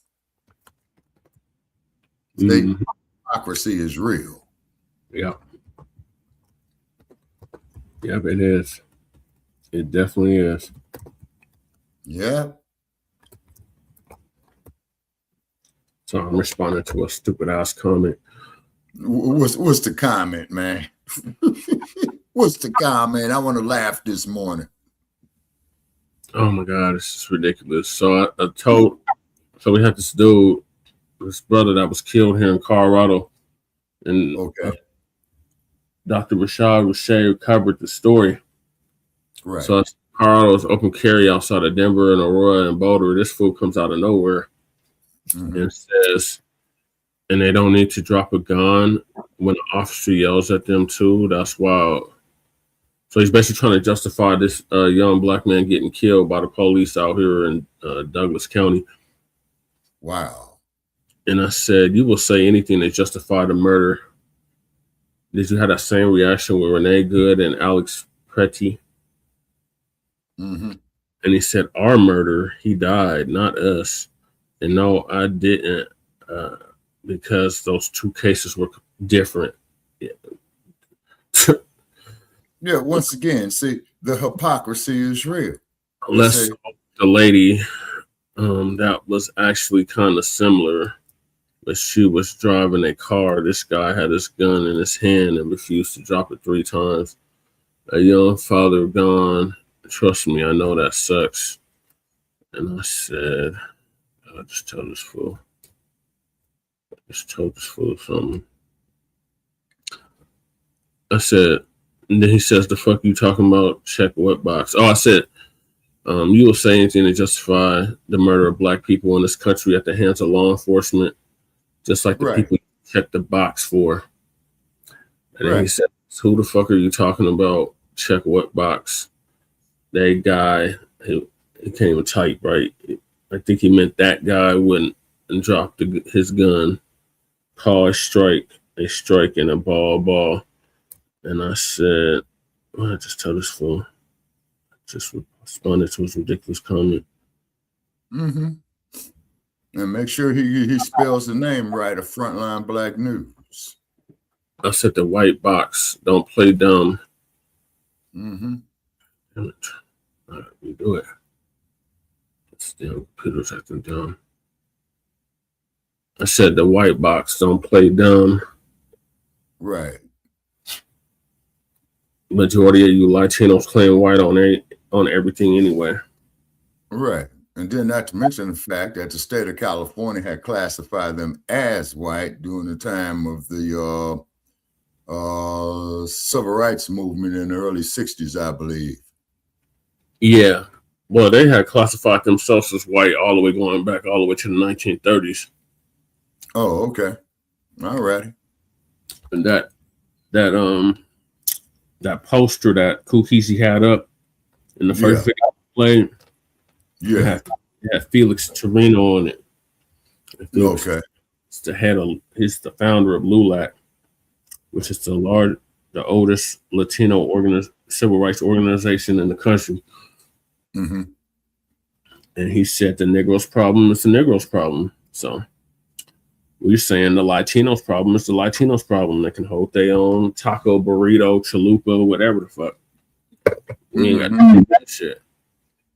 So now they're feeling some kind of way and we don't give a damn. Yeah, exactly. But it's very interesting that when we ask these individuals to come up here of how they run for the hills. Yeah, I'm going to probably say that for tomorrow, Michael. But thanks for sharing the link. We still got a bunch of topics. But I'm definitely cover tomorrow on Frontline Black News, the Sabby Sabs interview with punk ass Butch Ware, who was running for governor of California, Shabaka. Oh God, I'm so glad I left that place. Mike Torino, Talrico, called Colin Alfred a mediocre black man during the U.S. Democratic primary race for Senate. I wonder how Teofimo Lopez feel about black people now since he got his head whooped the other night. Right.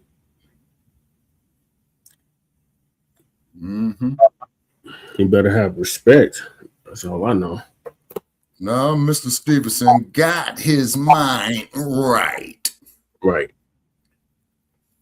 All right, so moving along, the Trump administration doesn't want Medgar Evers' killer to be called racist. Oh, boy. Okay, here we go again. Okay. All righty. Okay. So I guess he'll call a blizzard a damn heat wave, huh? Yeah. Donald Trump and the Trump administration, they don't want you referring to the white racist man who killed Medgar Evers. They don't want you calling him racist. That's just too far. Okay? Put it up, full mask. Yeah, here we are. The Trump administration doesn't want you to refer to Medgar Evers' killer as a racist individual. For those of you who know the background, Army veteran and NAACP leader, Medgar Evers was murdered by a racist KKK member in 1963. And murdered by the KKK driveway Ku Klux from Klans his wife and in child. 1963. Now the Trump administration wants to deny that the killer was ever racist at all. His murderer, Byron de la Beckwith. There. Okay? Let me remind you of the history. Medgar Evers was shot and killed outside of his home in Jackson, Mississippi. This was in 1963 by Beckwith, a white supremacist and member of the terrorist organization known as the KKK.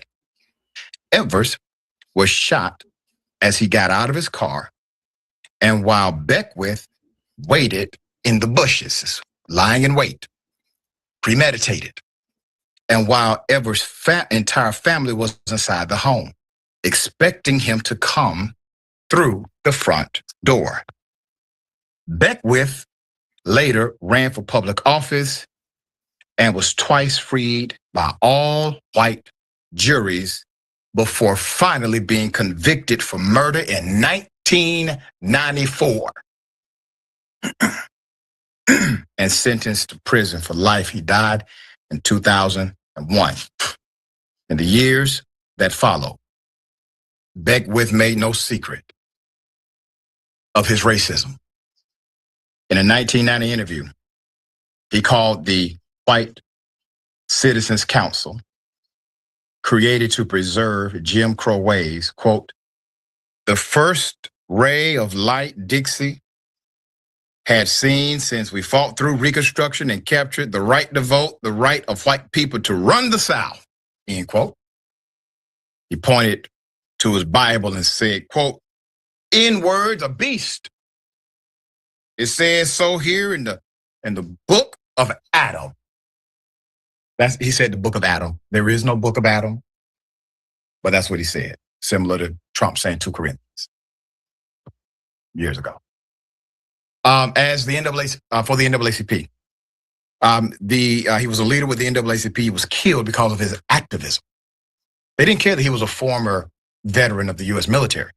Beckwith called him a, quote, mongrel and said, quote, God hates mongrels. Now, before I continue, I want to remind us all of the context of now and then. What was their prerequisite in order to commit these atrocities? Well, you dehumanize the person. You dehumanize the group. You dehumanize the movement. You said things like they're mongrel. They're beneath humanity. You would constantly call them racial slurs in order to marginalize them intentionally in the minds and hearts of those who heard your rhetoric. You would then manipulate the masses who were vulnerable to radicalization.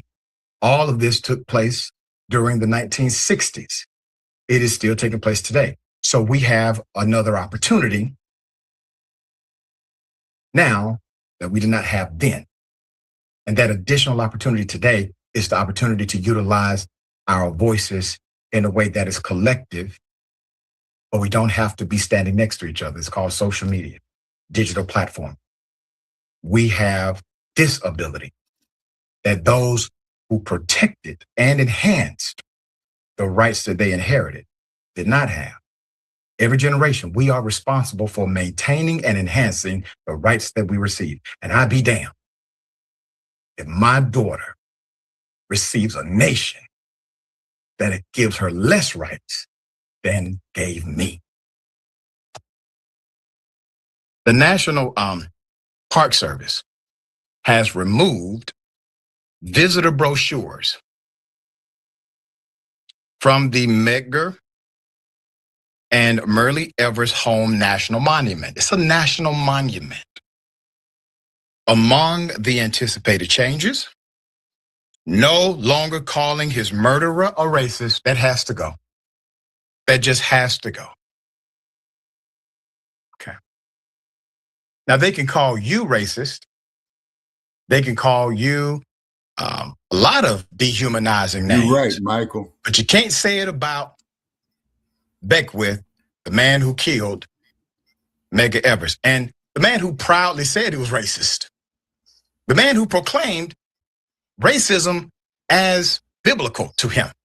No, we don't like that part of the history. So let's make him a non-racist today. He's non-racist now. There's more. Edits to the brochure have removed that reference to Byron de la Beckwith, according to Park Service officials, who asked to not be named for fear of retribution. Other edits include eliminating the reference to Medgar Evers lying in a pool of blood after being shot. Renee Everett, executive director of the Medgar and Myrlie Evers Institute and daughter of the couple, said the family has been told the matter is under review, quote, but the final product has not been put out yet. So these historical places were so pivotal to the progress of America that the American government years ago decided to memorialize these places so that they are always among us and fund them to operate as opportunities for learning, opportunities for historical insight, and opportunities to grow. And they did this under the auspices of the National Park Service. So if you go to the King Center, if you go to this center, this institute, you will see National Park Service employees there maintaining the grounds, providing security, providing guidance if you would like to go visit. So Trump, the administration, is deciding to now target these very institutions of training, organizing, and nonviolence. That's what they are there for. The administration wants to sanitize these stories. Alan Spears, Senior Director for Cultural Resources at the National Parks Conservation Association, said, quote, "It's turning the assassination of Medgar Evers into something that is bloodless and had no impact. We can talk about him being a wonderful veteran, but not about what it cost him. He gave the last full measure of devotion, and now we want to ignore that.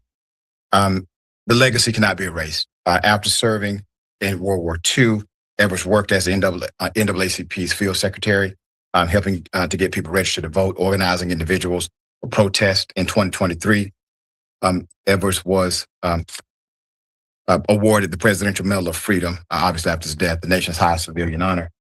And we have other entities or organizations that maintain the legacy and the history of Medgar Evers. And remember, these stories are not unique to the era. And that was the key element of why they deserve to be memorialized. They were not unique to the era. So Medgar Evers opens up the story of the general application of law, where white men could have a dispute with a black male in the daytime, do a hanging by night via a picnic, and get indicted technically, go to a trial the next day with a jury that acquits them so that they never have to be charged again under the doctrine of double jeopardy. It immuned them from future prosecution because they were thus found not guilty. Those stories are given to us by the proxy of the first story that was popularized, which is the Medgar Evers story. But it wasn't just one Medgar Evers. That's the point. That's the reason why these stories are important. All right, sharing thoughts here. Yeah, see, I'm a believer that words matter. And you're right. A proclaimed racist wants to be truthfully and accurately recognized in history. Yeah. So I don't know why you would take that away from them. It seems that for some in this country, the only people's comfort that matters are white people. And what about the rest of us? And frankly, I don't even want to blanket all white people, because there's a lot of white people, I would hope it's the majority, that prefer the truth like the rest of us, and know that they and their children will be better off for it, and the country can become some semblance of a greatness or continue to improve itself, but only through the truth. Don't say that he was dishonest or not transparent. It's a lie. That would be my argument, and was in newsrooms everywhere I've worked. Words matter. Let's just call it what it is. It's not an inappropriate relationship. When a coach messes with one of his students in high school, it's called something else. There's a legal term for it. That's right. Well said. Well said. And obviously we will bring you updates as the story develops, because right now, according to the family, they have been told officially it is under review, which is insane. None of that should be under review.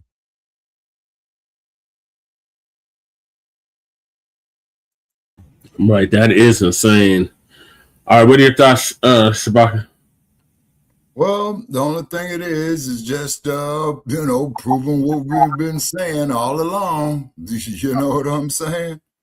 It just proves what we've been saying all along. We are marginalized, put into the categories of people of color, but nothing strictly for us. Yep, in America, white people are presumed innocent until proven guilty or found guilty. Foundation of Black Americans are presumed guilty before they are found innocent. Yep. The legal system is terrible. And then also, too, Michael, to give you some more cannon fodder, a lot of times they will put a black prosecutor up there against a black defendant so they could say, oh, no, there's no bias right here. But however, this black prosecutor is on the puppet strings of racist white supremacy. And that black prosecutor could more than likely be a goddamn tether. Mm-hmm. You see? See? And it's just incredible. And then the cold part about it is I saw a video of where a white police officer, tries to degrade and humiliate a black judge. You see what I mean? Mm-hmm. They also did this here to a black major in the U.S. military. Yep. You see what I mean? And the cold part about it is, look at all the black people that lay their lives down for the country, and look how they treat the rest of the people. Check out a movie called Home of the Brave. Yep. As I stated before, and this is for the sake of our new listeners that we have right now. There's a scene in the movie where this one black GI is with these three white guys in World War II, I would imagine, and fighting in these islands in the war in the Pacific, where the black GI breaks down and cries, not so much because they called him a nigger or any other derogatory crap. He sat down there and cried because he was not white. That is the worst form of hatred. He sat down and cried because he was not white. That sister did the same thing in The Invitation to Life. Exactly. Precisely. You see what I mean? But as soon as we come up there and say, Well, we got Black pride. We're proud of our heritage, of where we come from, how we contributed, not so much to the U.S. history, but the history of the world. You know what I'm saying? Oh, you guys are Black racists. You know, you ought to see the shit that comes up on my like page. So what I've been doing on my like page, and I'm putting it out there for those of you who might see this video that visited the like page of Shabaka's Black Experience Enhanced. A lot of you clowns, I'm just deleting and blocking you. Yep, that's the best thing to do, Shabaka. Yeah, you see? You know, particularly when they talk about Muhammad Ali. Well, he was a coward and he was a draft dodger. You know, he should have fought for the country. But however, you don't talk about all the white boys who are burning their draft cards and going to Canada. You don't talk about Yes, Shabaka. Both of you correct, because the Black prosecutor wants to show that he's tough on crime when running for district attorney. You are correct, Michael. Right. Yep. It's showing out like the Black police officer showing out for the white cop. Yeah, exactly. Let's look at Jesse Brewer, the first captain on, the first Black captain on the LAPD. What does he bring to you? SWAT. Who was primarily it was against the Black Panthers. Yep. See, but of course, when we say stuff like that, it's, oh, Shabaka, you're a Black racist. Motherfucker, I don't control no major corporation. I don't control no police departments. I don't control no state legislatures, let alone any congressional seats. I don't control no executive offices, no major banks, no major insurance companies. You see what I mean? So how am we as a people on a collective, or me as a on a collective basis, are in a position to implement racism? It's a projection, Shabaka. I know.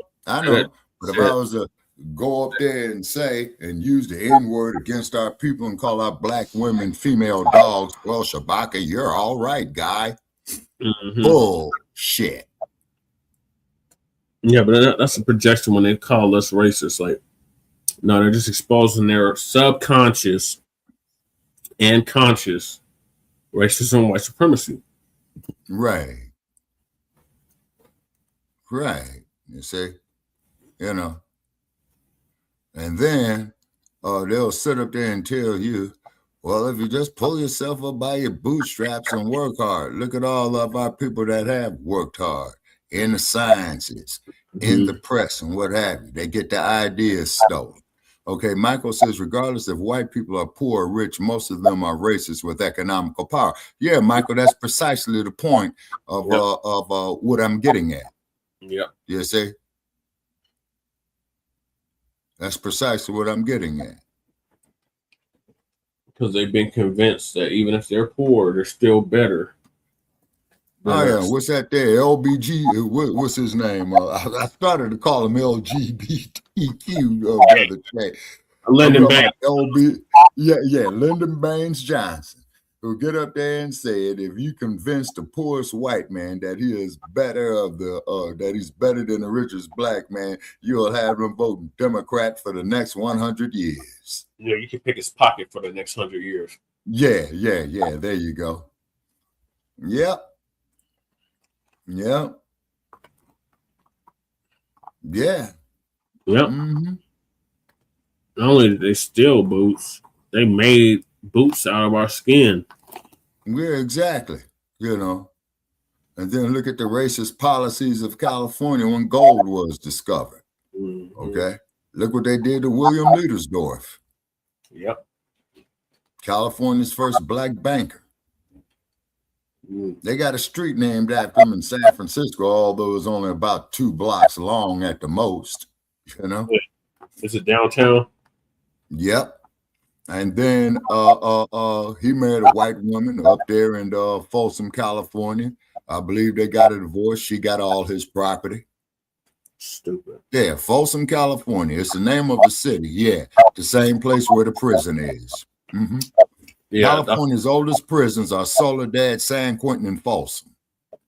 Yeah, Folsom was the original people that inhabited California. The Folsom. They were the original people. They were Black people Yeah, Is that right? Out west. Yes. Dr. Claude Anderson told us about this decades ago. Oh, okay. All That's right. why they got all these prisons named Folsom. Mm-hmm. Yep. And just like when they ran me out of El Dorado County, you know, where the white sheriff come up there, El Dorado County Sheriff, you know, and I says, deputies, this here where they had the hanging judge and also too where they got the hangman's tree. And he said, yeah, those were our great aunts, uncles, and great-great-grandfathers. I said, deputy, you want me out of here by sundown? He said that would be nice, and he wasn't bullshitting. Yeah, because you were in the sundown town, Shabaka. Yeah. Yeah. Out in the wild, wild west, you know? Yeah. See? Them gold in them hills. Oh, yeah. Mm-hmm. Without a doubt. Now, let's look at all the gold mines that black people discovered when they came out here, where it got stolen from them. Mm-hmm. You know what I mean? Yeah. What's that going on, Shabaka? Yeah. Exactly. That's on the dump trying to erase the history of the murderer of Medgar Evers. Yes, sir. You know what I'm saying? The racist history of the killer of Medgar Evers. Yeah, they don't want you to retaliate. Just be meek. Just let the nightstick glide gracefully upside your head. And what's his name? John Lewis talking about good trouble. Just suffer peacefully. Fully. Yeah, exactly. Like the X-Man said. They knocked John Lewis in the head, knocked him cold, man, on the Edmund Pettus Bridge. Talking about that's good trouble. Yeah. But these are some sick psychopathic savages we're dealing with. Yeah, that's true. Now, you know, Che, you know, that's racist guy, you know, we have to strike your channel. Okay, Michael says, have you guys noticed that when white people were young and racist in the past, they became old and ugly towards the end of their lives? Yes. It seems to age even worse the more racist they are. Yeah. You know, and the cold part about it is, you know, of our men folk particularly have to go through so much. They never wanted to respect the black man as a man. Nope. They will call him boy all his youth. Then when he gets up in my age group, they start calling him uncle. Yeah. And now they're trying to remix that, Shabaka. Talking about unc doesn't mean uncle. Well, what the hell does unc mean then? Yeah, exactly. We'll probably cover that at a later date. Shabaka, would you push? How would you push Trump to cut the check for American freedmen of chattel slavery, despite contradicting himself? Okay, there are several ways on that there, Michael. One is the economical boycott. You see what I mean? Okay. Two would be is simply do not vote for these politicians that support him. You see? Well, and I don't give a damn. Yeah, go ahead. Asking, like, would you actually talk to Trump? Like, if you could get a chance to talk to Trump, like, what would you tell him in regards to reparations? Okay, I was to say to him, Trump. Okay, you know, you've never been poor in your life. You've been rich all your life. Okay, just like how many other white millionaires and billionaires who got their initial investment capital off the back of free labor of our people. Physically, spiritually. What the hell he said, because he obviously got dementia or something. Yeah. Well, the man is 80 years old, you know. He said that we built the country and we haven't been getting the recognition that we deserve. So I would remind him of that. That's what I would do, Michael. I would remind him of that. I'll just keep reminding him of what he said about foundational Black Americans building the country and not receiving the recognition that we so rightfully deserve. So I would just keep reminding him of that. and tell them it's a debt that's owed. It's not a damn handout. And to tell Exactly. us base that.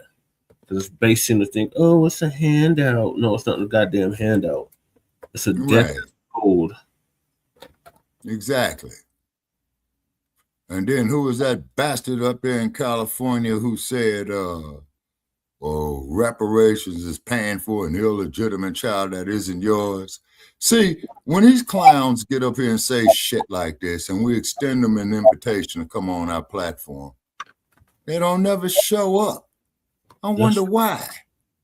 And that's the Democrats. That's supposed to be our friends that's talking to us. Like that. Exactly. But like LGB, like LBJ said, you know. Yeah. This white legislation is going to have Negroes or niggers voting Democrat for the next 200 years. Yeah. Mm-hmm. And he said that over 60 years ago. Mm-hmm. Well, we signing this civil rights bill. It's going to have niggers. She said niggers. She just said niggers. He said niggers voting Democrat for the next 200 years. Yeah. And then the cold part about it is in every war that the United States had, all the way from the Revolutionary War up to the most recent one, you had black veterans in there that shed blood. Yeah, Shabaka, we fought in every single war this country's ever had. Mm-hmm. Yeah. And then not to mention the musical thief Elvis Presley. Oh, you know what I'm saying? That I've been arguing with people on Facebook about that. You know? Musical thief, goddamn pedophile, all that shit. The hell with Elvis. Yeah. He's 25 years old marrying a 14-year-old girl. Sounds like pedophilia to me. Exactly. You know? Church about and then there's this inbred looking Martian looking motherfucker, man, that comes on mainstream media by the name of either Trey Brewer or Trey Gowdy. Have you seen a look at that odd shaped head looking bastard? He's probably an inbred child. Uh-huh. That's how I would do it, Michael. I would just keep reminding him of that. Yeah, exactly. Like, are you familiar with Angela Nirvana, the reparations perspective? I don't think he is. I've heard of her. I've heard the name, but I don't know nothing about her, Michael. Why don't you enlighten me? She's a reparationist, Shabaka. I think she's in California. Okay, out of what section of California? Northern or southern? Southern. Okay, so that sounds like more than likely Los Angeles. Yeah, I think she's from LA. Let's see what Michael. While we're waiting on Michael to respond to that, I'm going to move to the next topic. Okay. What I was discussing earlier about, okay, here's Michael. He says she's a reparationist and lives in Long Beach, California. Okay, that's Los Angeles County. That's the infamous LBC, Brother Jay. Yep. I know all about it. I know about it. Yep. Yeah. Okay, so moving along, we got cop who fatally shot black gun owner in Bacc seconds after arriving faces lawsuit. This happened here in Colorado, Shabaka, in the racist ass county of Douglas County. Oh yeah. Yeah. So a cop I found my fatally.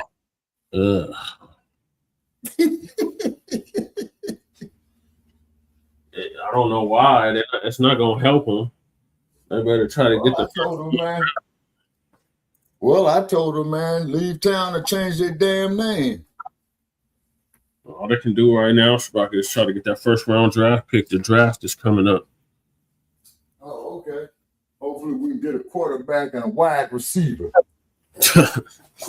And a damn offensive line. And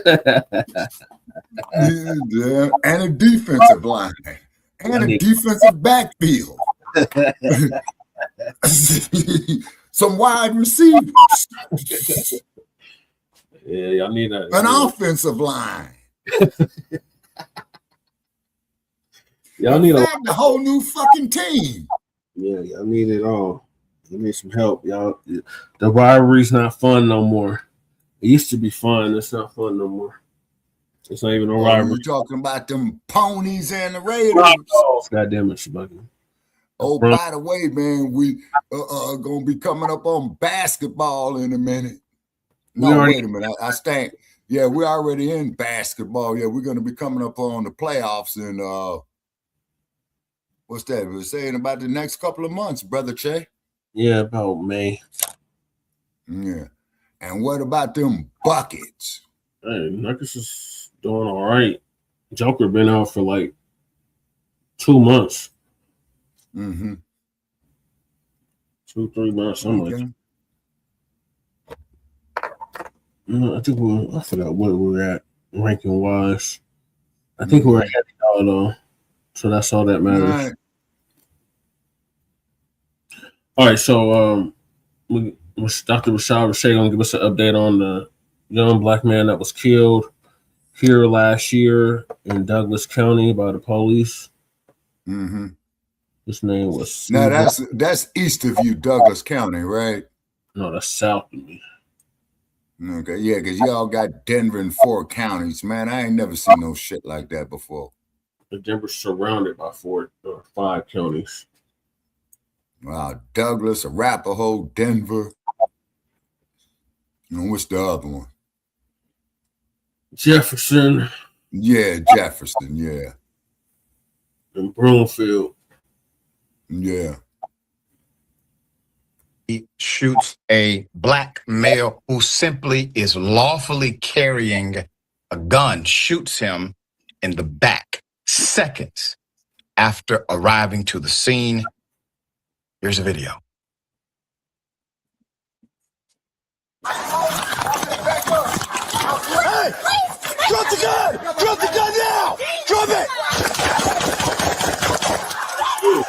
That's overkill.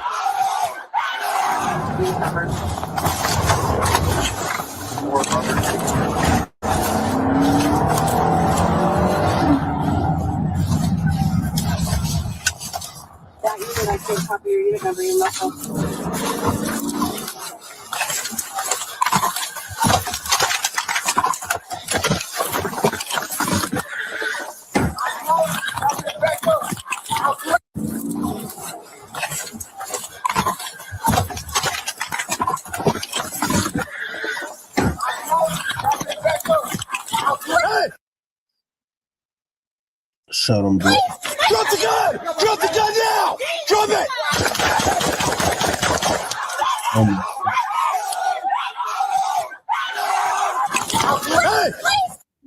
Oh my God. Drop the gun! Drop the gun now! Drop it! Yeah, I remember Eric Dickerson. No, he played for the Rams, Michael. Now, Archie, he did what he could. But when he lost the Super Bowl 52-6, man, it was time to get rid of him. No, I'm sorry, the AFC Championship game with the Buffalo Bills.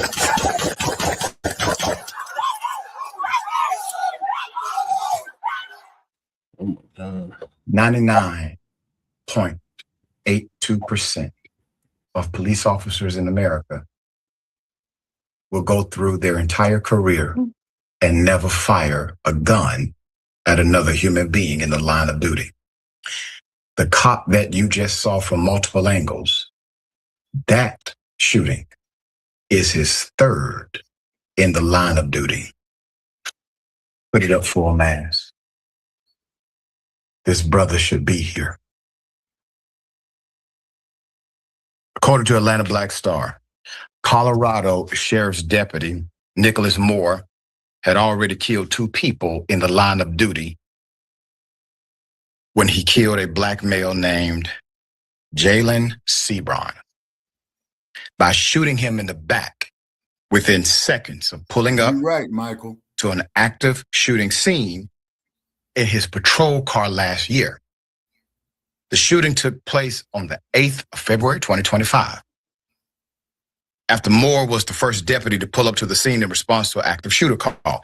But see, Jalen was not the active shooter. The actual active shooter was his half-sister. His half-sister, Miss Crawley Sanders, who had pulled out a gun in a woman's bathroom inside a main event during a confrontation with another woman. She fired several shots, wounded a 22-year-old woman, prompting people to run out of the center in panic. She was arrested and is still awaiting trial on 5 counts of attempted murder, along with many other related felonies. Now let's. Yeah, so that broad, if I'm not mistaken, she's related to the Crowleys. That's a big Crip family out in Colorado. And I used to date one of them in college. Come to Mr. Sebron, 23 years of age. In fact, was a legal gun owner and was trying to simply protect his pregnant girlfriend at the time of the chaotic scene at an entertainment venue called the Main Event. This is in Highlands Ranch. So Mr. Sebron, and asked questions, who worked as a security guard, had no criminal record, was celebrating his birthday that night. It is also legal to open carry in Colorado, courtesy. Except in Denver, Aurora, and Boulder.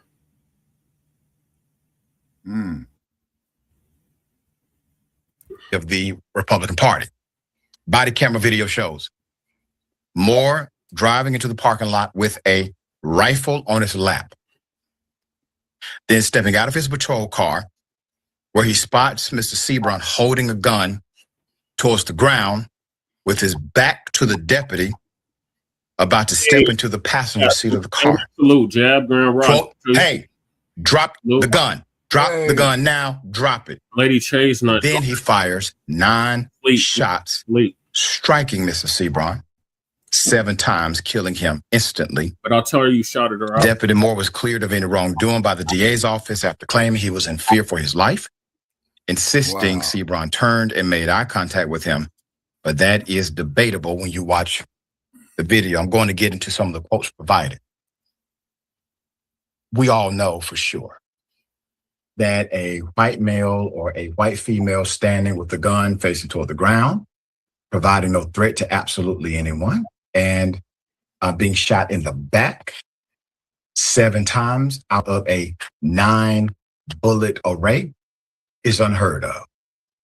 Right. I remember when this cracker shot, this cracker literally shot a motherfucker at a protest, and they let him walk away scot-free. Well, he ended up getting charged and convicted. I forgot how much time they gave him, but them mugs, they let him go away. He had a whole gun out, shot and killed somebody in broad daylight at a protest. It's a few years back. I think it was like 2020, 2021. And yeah. So it's completely different treatment when it's us with the gun than when they have the gun. Unheard of. Colorado is open carry. There are individuals at local restaurants. And now Highlands Ranch is in Douglas County, so yeah, it's open carry in Douglas County. But in Denver County, it's not open carry. Certain parts of Arapahoe County, like Aurora, is not open carry. Certain parts of Adams, which is in Aurora as well, is not open carry. And Boulder County is not open carry. I think they try to make it like that in Jefferson County too, where Lakewood is. I'll have to do further research on that, but I know for a fact that those 3 cities is not open carry in Colorado. Like you got to have a concealed permit to carry in those areas.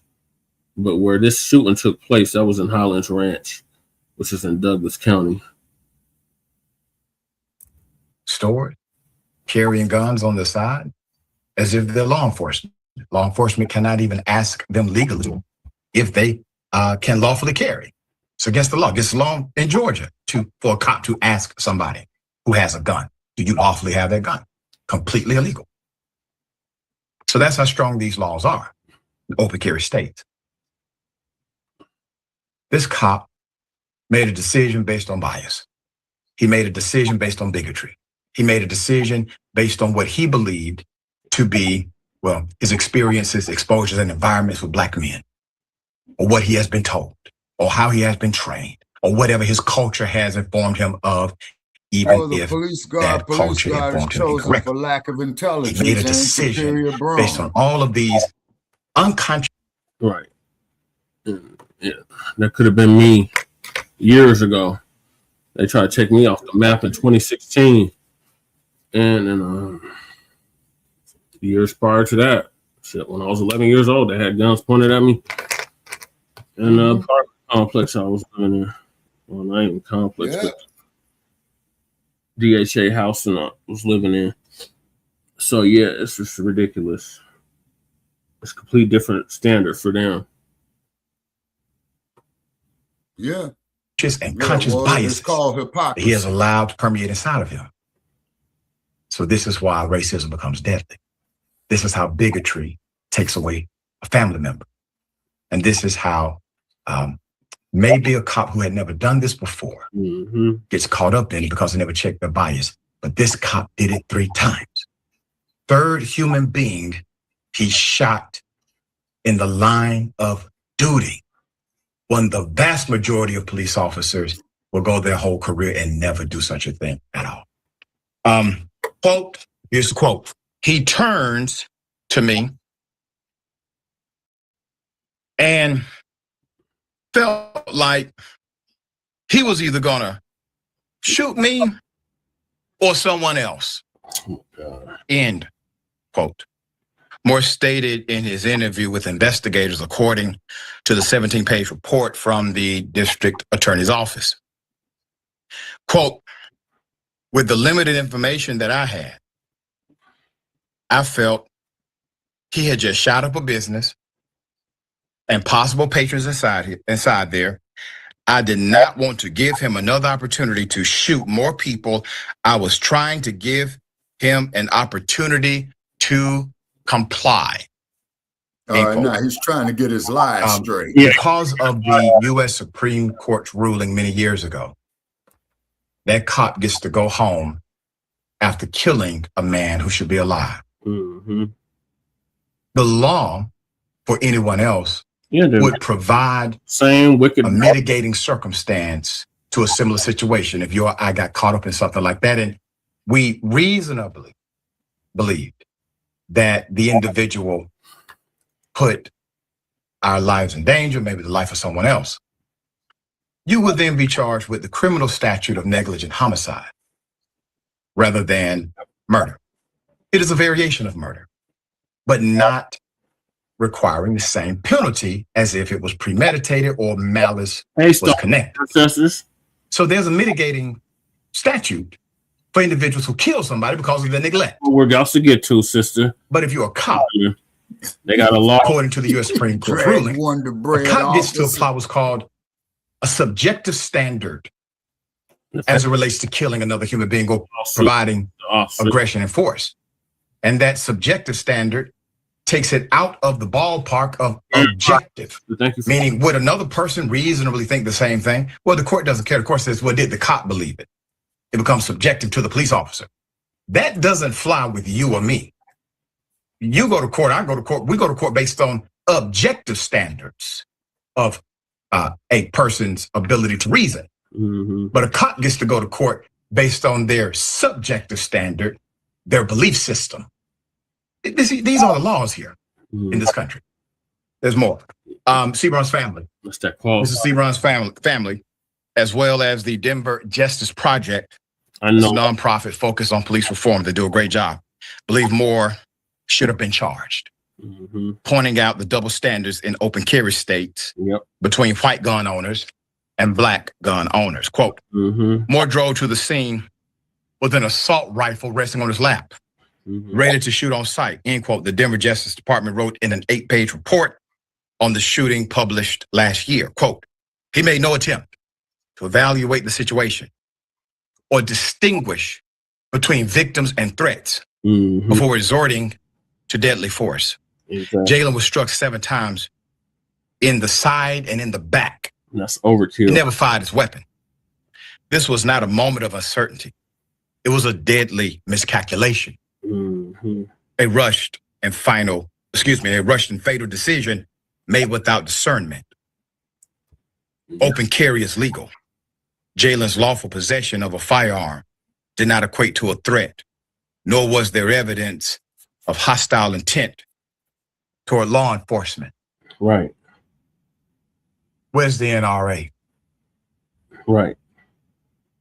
Legal gun owner exercising his constitutional right to carry, not threatening anyone, but shot by the government for exercising his constitutional right. Where's the NRA? Put up the picture again for me, please. He doesn't fit the description. He doesn't fit the description. On Monday, Sebron's family filed a wrongful death lawsuit against Moore and the Douglas County Sheriff's Office. The Denver Justice Project also reported that Moore had been involved in 2 other shootings in 2022, resulting in a death for those victims. They did not provide details of those shootings. Quote, Moore fired his weapon in 2 separate officer-involved shootings in 2022, both of which resulted in death. End quote, the report states. Jalen Sebron was executed for not breaking the law, but for being a Black man with a gun in the county that prides itself on protecting those very rights when they are a privilege for some and a death sentence for others, end quote. Yep. I have to think about the extreme negligence of this officer. The Justice Project advocating for the family, they are right. This man did not know who was a victim, who was simply there holding a gun because there's somebody else shooting in the parking lot. If you're in an establishment and all of a sudden you hear gunshots fired, you have your woman with you, pregnant girlfriend in this case, you stand guard over her with your gun by your side, protecting her, and all of a sudden a cop rolls up and shoots you in the back. Share your thoughts here. Perhaps, well, not perhaps, the only subjective standard here needs to be for Black people. This is why Black men run. This is why Black people are afraid of the police. This is why. Police don't just have qualified immunity. Based on everything you laid out here today, they are enabled to be judge, jury, and executioner. And any cop who's fired his gun this many times, I think I told you before, I joined an organization in a Midwest city, and there was a celebrated officer who had, it was almost 10 or more officer-involved shootings, killings. And I had to say to my colleagues, brand new in the building, we may be talking about one of the most prolific serial killers in this city. It's not something to be celebrated. Right. This is a threat to all of us. Yeah, seriously. And just based on the statistics alone, he should be investigated. It's unheard of. That part. We'll bring you updates on the lawsuit as that suit develops. Yeah, we'll update you on the lawsuit as well. Okay, now let's look at Black police officers that murder unarmed Black people, like what happened there in Memphis. I don't know what his stance is. I would assume that he believes that we should have Second Amendment rights. Okay, well, see, that's just it, though, Michael. On that there, research the Black Panthers. No, he's asking what is Dr. Bashir's stance on American freedmen lawfully exercising the Second Amendment. Oh, okay. Oh, okay, I stand corrected. Okay. But what were you saying before that, Shabaka? Okay, that's the reason of why the Black Panthers came up with point number 7. Yeah, an immediate end to police brutality. Exactly. And then on top of it, when the Black Panthers did go up there to the state capitol in Sacramento, that's when the Mulford Act had came into effect. And of course, as we know, is that old senile bastard by the name of Ronald Reagan was the governor of California, who became your 40th president, by the way. Yep. Mr. Crack is whack. Yeah. And we're not supposed to say anything about that. Then you get the CKs. Well, what about black on black crime? What about it? You got white on white crime. You got brown on brown crime. What about that? Right. Fuck Charlie Kirk. Pretty much. You know what I'm saying? Oh, old boy's trial just started. Charlie Robinson. Oh yeah, the one that knocked him off. Yeah. Oh, okay. And you do know that the state of Utah, man, in death penalty cases, they still got the firing squad. Yeah, I don't think they're gonna charge him with the death penalty though. He's white. They only reserve that for us. Yeah. What else was I gonna say? All right, so we'll keep y'all updated on this. I'll move on to the next topic, and that is we lost beloved Black activist by the name of Shirley Raines. Okay. A little over a week ago now. She died at 58. Wow, younger than me. Yeah. So again, Dr. Rashad gonna give us an update on that.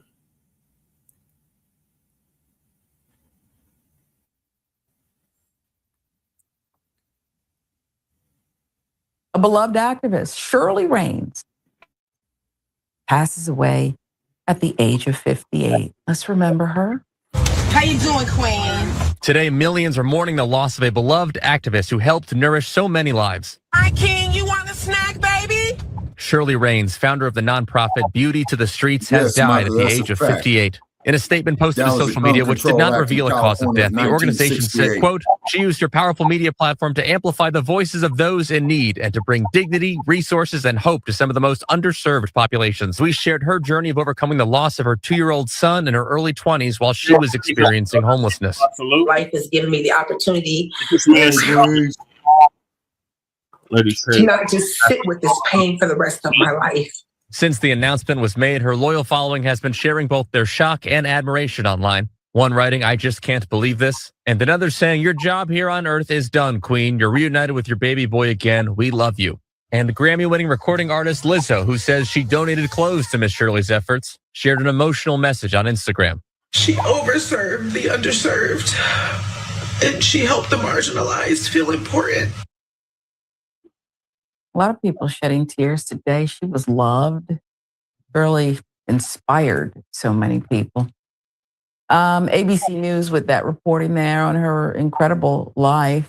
And let's tell you more, because more details are emerging about the death of Shirley Raines as communities grieve the loss of the advocate and Beauty to the Streets founder known as Miss Shirley. Raines' twin sister Sheila shared more insight into the beloved community leader's cause of death. In a conversation with People magazine, Sheila revealed that when Shirley's youngest daughter could not reach her mother after multiple phone calls January 27, she drove to her mother's home, where she waited and waited. After multiple attempts to get in contact with Shirley, her daughter reportedly threw rocks at her mother's window in an attempt to get a response. Agrio with some of these details here. Her growing concern ultimately prompted her to call local police to conduct a wellness check, where authorities found the Beauty to the Streets founder and CEO unresponsive on the side of her bed. Yeah. Noting that there were no visible signs that could explain Shirley's death, Sheila told the outlet that the family is in shock. Miss Shirley's death was announced in a statement posted to the Beauty to the Streets social media accounts, leaving the advocate's thousands of followers in disbelief. It is with profound sorrow and heavy hearts that the Beauty to the Streets announces the passing of our beloved CEO and founder, Shirley Raines, affectionately known to so many as Ms. Shirley. Through her tireless advocacy, deep compassion, unwavering commitment, she used her powerful media platform to amplify the voices of those in need and to bring dignity, resources, and hope to some of the most underserved populations.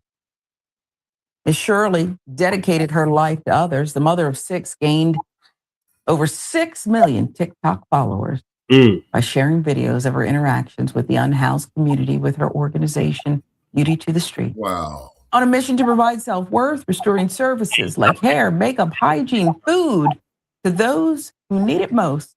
Social media users fell in love with the care and compassion Raines consistently displayed. You know, I loved her too, Elliot. And one of the things that I loved about her was how she broke through on social media. Michael, you mean this wasn't about selfies and image. This is a woman who, well, number one, lived it. Her own story inspired her activism. Yeah. But she still remembered that people needed to feel beautiful, look beautiful, smell beautiful in order to have some sense of self. And I think the way that she attacked that unapologetically is something else that she should be honored for. What say you? Missing I memory. agree. As a beautiful person, I also think that the work she's doing, as you said, when you do that kind of thing, you're giving people back their dignity, which can go a real long way. Sometimes even, I think, longer than just simply giving them a meal. When you can see yourself in a different light, I think that has a positive effect throughout people's entire existences. So rest in peace. Yeah, rest in peace, Miss Shirley. And I want to say thank you to Indisputable, TYT, and Doc, because every day we're turning on a horror show and watching rights being taken away, people being shot in the side of the head, point blank range. That was happening before this dude was even in office. So y'all can miss us fear monger and shit. Oh, it's only happening because the Trump is in office. No, this shit was happening under Biden. This shit was happening under Clinton. And under Kennedy. And under LBJ. Under Osambo. Under Biden. Right. Under Clinton. So they can miss us with that shit. Yeah, in the video. This girl missing 2 days of her memory. Damn. Yep, under Obama. Yeah, Breeze, really. And that's why I loved it when Obama went over there, man, to, what was that, Nigeria with that alternative agenda, Brother Che, and they told him to leave the spot. Mm-hmm. Yeah, they told him to get out. Let's see if I can find it.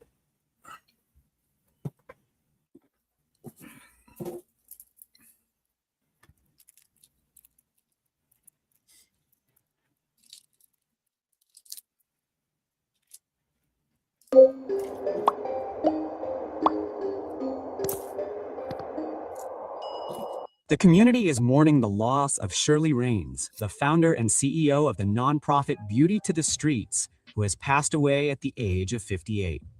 Widely known as Miss Shirley, the Long Beach native transformed her own life challenges into a powerful mission centered on compassion, dignity, and service for unhoused communities across Los Angeles and Nevada. In a statement shared on social media Wednesday, Beauty to the Streets confirmed her passing, remembering Miss Shirley as a tireless advocate who devoted her life to uplifting others.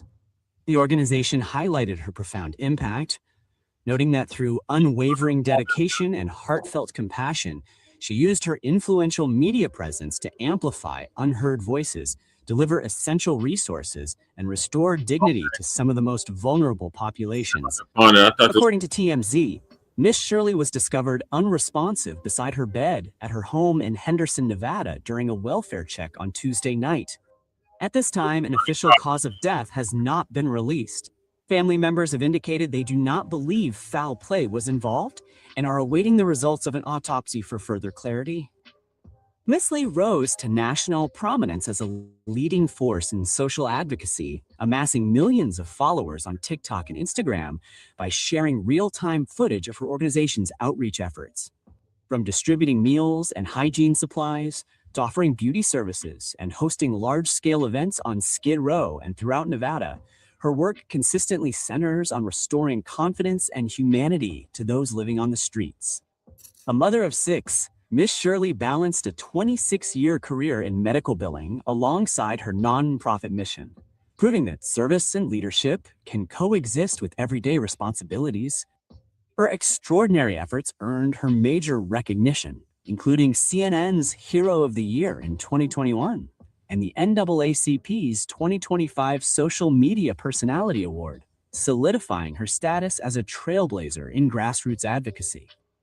In 2022, Ms. Shirley spoke with Fox 11's Brooke Thomas during a food distribution event hosted by Beauty to the Streets at California State University, Long Beach. During that interview, she highlighted the often overlooked reality of student homelessness, revealing that 42% of CSULB students face food insecurity, while 12% struggle with housing instability. She emphasized that many students sleep in cars or on friends' couches, urging the public to recognize that homelessness can affect anyone, including college students. Through her nonprofit, Ms. Shirley helped stock campus food pantries, provided free groceries, and deployed her food truck to serve hot meals to students at no cost. She frequently stressed that even during the hardest moments, people deserve to know they are seen, supported, and not alone. As the community awaits details regarding memorial services, Beauty to the Streets has announced that information will be shared soon. In the meantime, supporters have rallied behind the organization, contributing more than $200,000 to a GoFundMe campaign established to ensure Miss Shirley's mission continues beyond her lifetime. The nonprofit is encouraging those who wish to honor her legacy to donate, Michael. while also asking for prayers for Miss Shirley's family and the countless lives she touched. Though she may be gone, the compassion-driven movement she built continues to stand as a lasting testament to her vision, heart, and unwavering commitment to humanity. Yep. And on that note, Michael, Trayvon Martin's birthday was yesterday.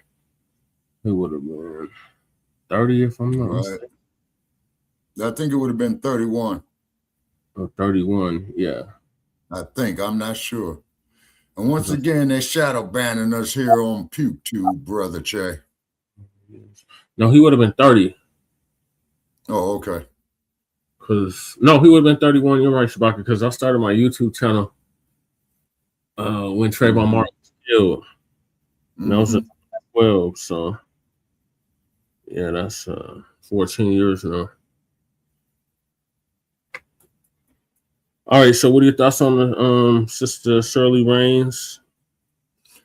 Sorry to see her go, but there was a song in the 1960s, I forgot who sung it, but one of the lyrics was, "The good always die young." I'm trying to find this. That Breeze was talking about. Said she had the glasses on. I don't know if it's this one or this one.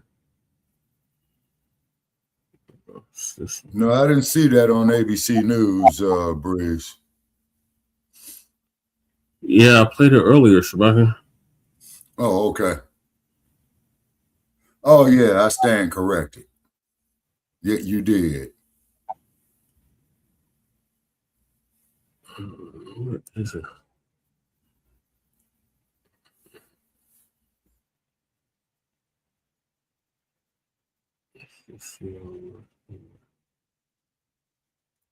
It must be this one.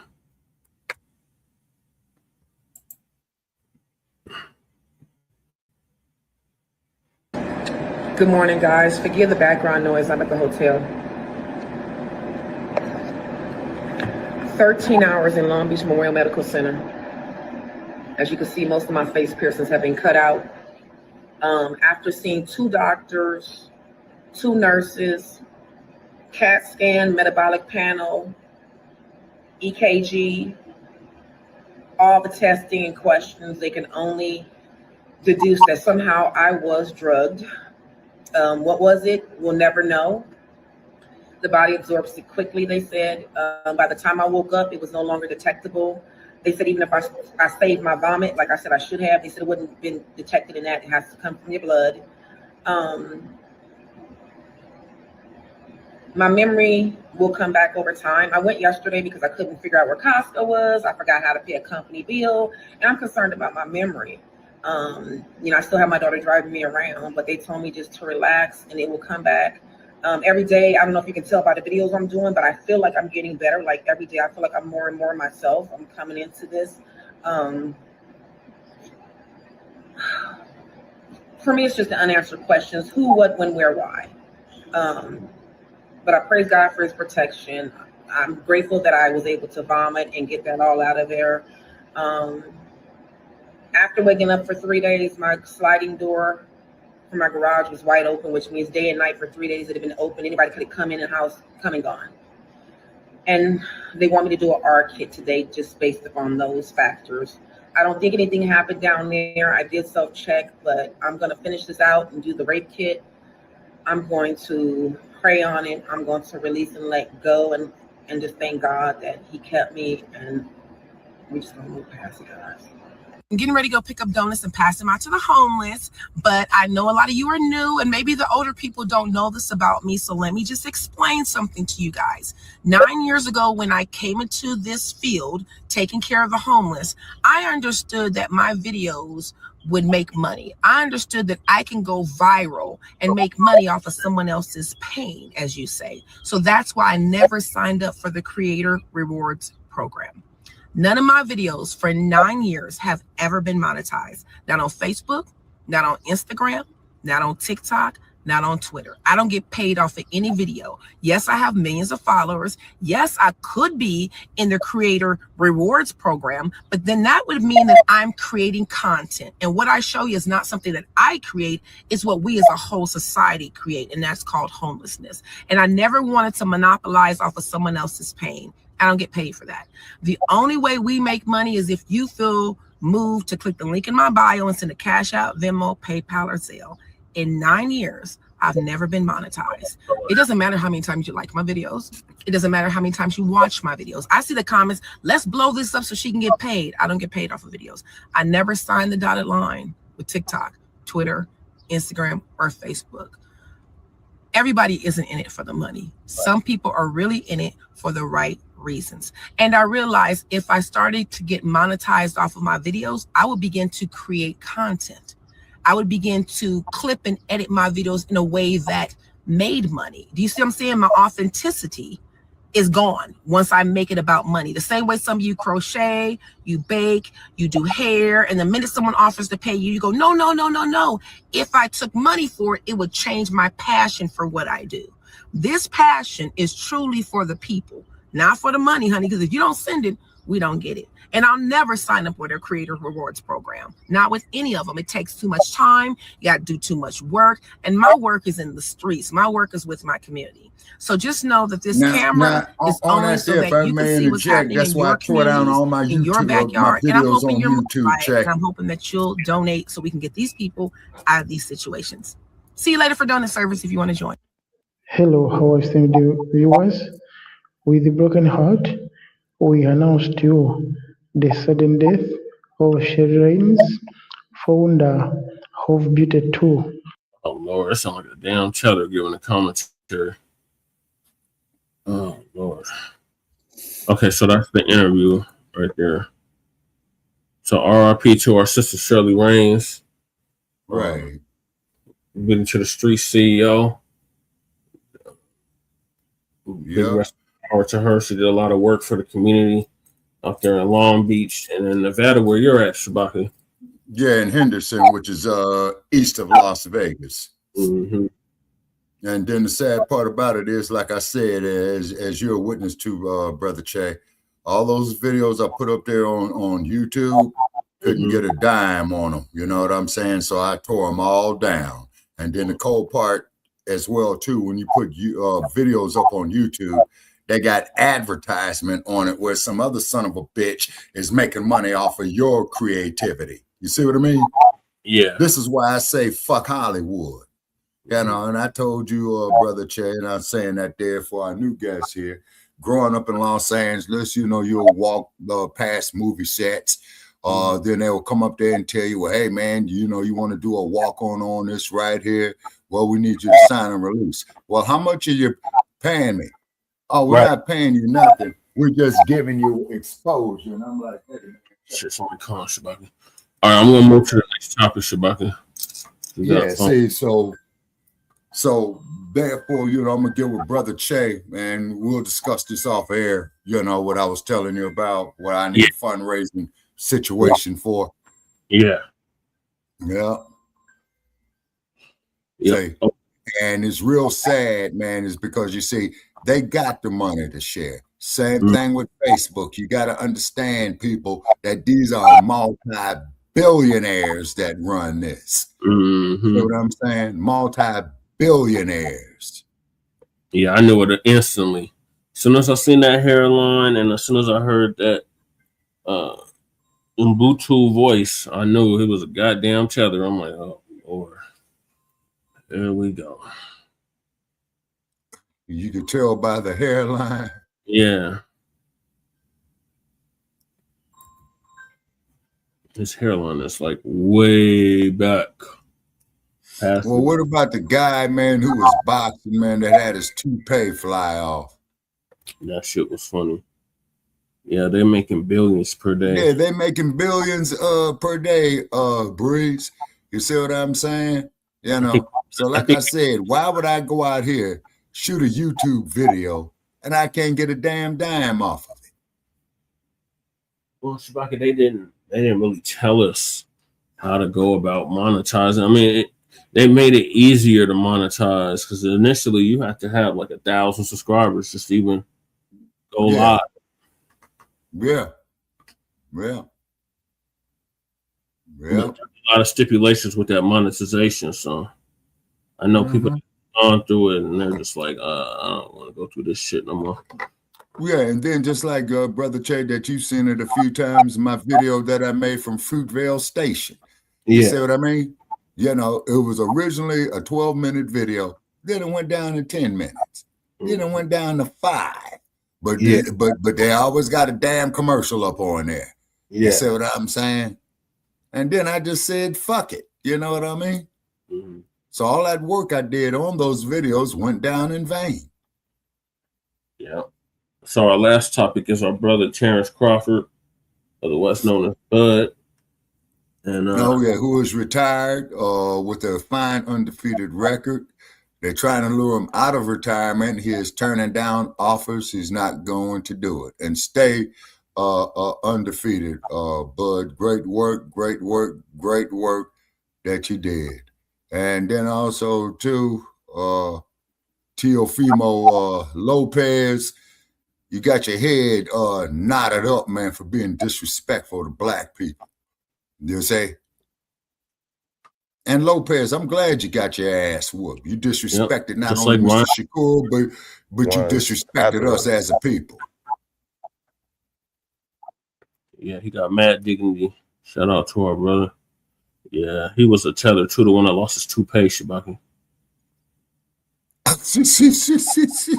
Damn.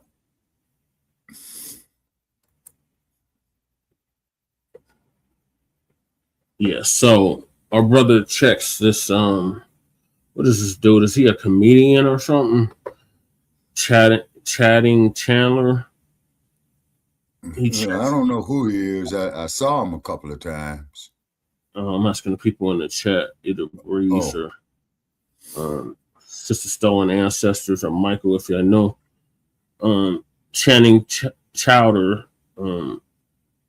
over selling soul for $100 million question. So basically, he basically asked Terence Crawford, would he sell his soul for $100 million?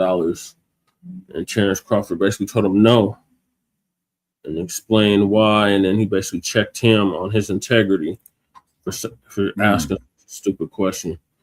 So our brother, Big Ant, the spokesman from Urban Politicians TV, UPTV, from Houston, Texas, is going to give us an update on that. All right. So I'm cool with passing the torch. And bro, you say you did all that work your whole life, undefeated, but you grind to feed your kids and to make better for your family.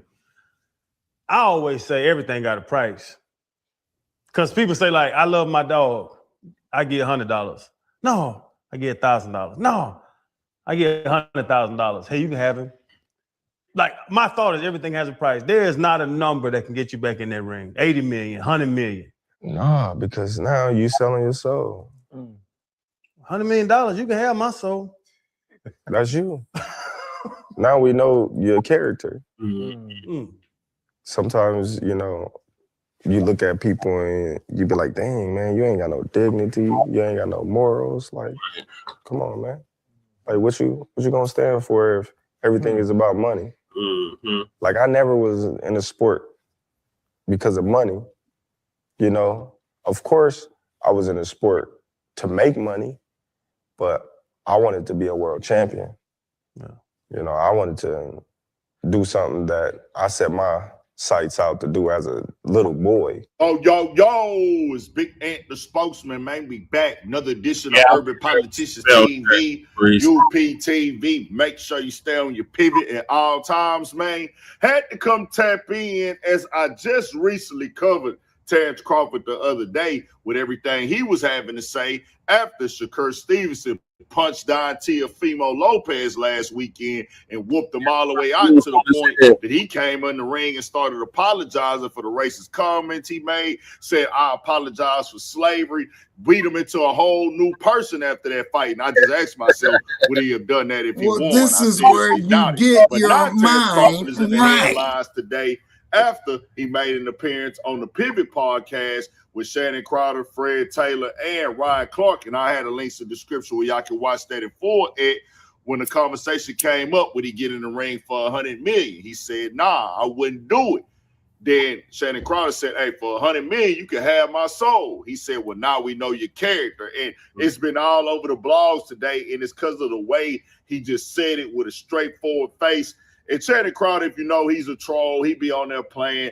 He's probably not serious with certain stuff that a lot of times Shannon Crowder is looking for that hilarious moment. But certain conversations, when you say it and it's on the internet and it's documented, people gonna be like, hold on now, is you really that person that'll sell your soul? And then you're gonna have people debating, hey, well, if he'll sell it for $100 million, that means he'll do it for 50, or he'll do it for 30. He'll do it for cheaper. That means, hey, that's his character. But really, what made Terence Crawford say that, I feel, in my opinion, when you listen to it in full, it's because in the beginning he said everybody got a price. So Terence Crawford in his mind was like, hey, ain't no price on me, bro. I can't be bought. So he would want to come right after that and say, hey, man, $100 million to get me back in the ring. I ain't feeling that, because when you tell somebody, hey, bro, everybody got a price, and in his mind, he feel like, bro, it ain't no price for me to do nothing in this life. It's like, if I don't want to do something, I don't want to do it. If I ain't with it, I ain't with it. And that's why certain people like make it very clear, like, don't even throw that out there with me that I got a price on something. No matter if you in your peak of your career or your time, and when you fighting, you might have somebody, hey, $100 million for that fight. You might say, you know what, I'll go ahead and do that. I'll go ahead and take that fight. Even though I might not want to do it, it still makes financial sense to do it. But I feel like when Shannon Crowder said everybody got a price, that's meaning, hey, man, I could possibly be on camera, or just in my mind, when I hear that, you telling me I'll do something dishonorable for some money. It kind of probably went in his head like, hey, bro, this is just outside of boxing right now, what it seemed like with you when you said everybody got a price, because it's a lot of people out here who do got a price. I will say this, is me, I'll put it to people like this right here, right? You can't get me to sell my soul for nothing. Right. That ain't happening. And I know Terence Crawford don't feel like getting in a boxing ring is him selling his soul, or he going back on his word, or him retiring, or anything like that in his life at all. He just like, hey, bro, the way that came off, I got to stand firm on something right now. But with me, like I tell people, dog, and people, it'd be hard for people to believe, because people just think that everybody will go. And if you in real life, bro, you know, there's plenty of people operating around. Money ain't everything to them. And they always say, oh, that's because you ain't got it. And this, man, bro, I ain't gonna lie. It's a lot of people walking around in this world that they is not finna do something that they don't believe in, and it's death before dishonor with them, in the point of, hey, bro, I can't go out like that. That ain't who I am. I can't, ain't nobody in this world perfect. Everybody got flaws. Everybody that made mistakes. But if I'm willing to, if money will make me go do something foul and I commit to doing something for money, nah, that ain't it. We see that's rare nowadays too, though, with a lot of times. It's really not rare, it's just the people who sell their soul, you see them more in the eyes of the public. You see these people on the internet, you see certain entertainers. We got artists wearing dresses, we got artists painting their fingernails, we got people commit all type of weirdo activities for these things. You got YouTubers and bloggers getting in the ring and putting their wife up on display and letting their wife get beat and piped down by other dudes, all for a check. And that's what people got to know, dog. Most of the people in the world ain't moving like that. You're going to see these entertainers moving like that. But people that's raised with family and core values, bro, they not going. You know, it's always ups and downs in this game. You get all that money in the world and still be going all the way through it. And if you did something dishonorable to get your big break or get your big payday, what you going to do after that? But it's a lot of people that's watching this right now that's going to say they'll do something strange for a piece of change, keeping it all the way 100. And it's crazy because some dudes will sit up there and debate it. And I ain't gonna lie, bro, I don't have that issue. I don't have that mindset. Ain't nobody gonna be able to make me feel no way about it at all, bro, because of the simple fact, nah, if it's something that I wouldn't want to do. Now, it got mixed up in this boxing conversation right here, but I personally feel that when Channing Crowder told, bro, hey, man, you know, everybody got a price. Everybody got a price. It's like, nah, everybody ain't really got a price for everything, bro. Just keeping it all the way 1,000. Some people, they live off their code, that honor. Respect is everything. Respect is over everything. Right. And under those circumstances, is it death before dishonor? I look at today's time, and it's very, very different because of the internet, because of the capital C's, controversy, chaos, confusion, conflict, and confrontation, to be a part of the conversation, to keep the algorithm in rotation. And then we add and crash it out to that situation. You know, they'll get on this internet for real and sell their soul, bro. Y'all see it. Boys is trying to get high off the cloud. It's go viral or die trying. It's anything to be a part of this algorithm. Anything for some attention. I don't even think people be having plans for money yet. They just feel like if I get all the eyes on me, I can get the money. Bro, think about what we just seen in rap for people to get famous. It's really a sad time. You see all this other wild stuff going on the internet today. People defending stuff, just trying to remove all morality and all type of just unwritten laws of the land that we used to have away from the game. And it's a different type of time we in, bro. That's all I can say right now. Tell what y'all think. We got more coming, more videos, all that. 1,000 for shit show. Stay on your pivot. All right, so that's the last topic. Shout out to Terence Crawford for standing on his integrity. Absolutely. And also, ladies and gentlemen, as you do know, that Mr. Crawford is from Omaha, Nebraska, the birthplace of Malcolm X. And also, too, Shakir Stevenson, I wish him well. He's got a lot of years left. I would like to see Mr. Stevenson retire undefeated as well, too. And I really did appreciate the work he put on Teofimo Lopez. What is it, Black family, about, you know, our experience here in America, like how we talk about it on Shabaka's Black Experience, or like we used to? What is it about our experience that everybody hates? Okay.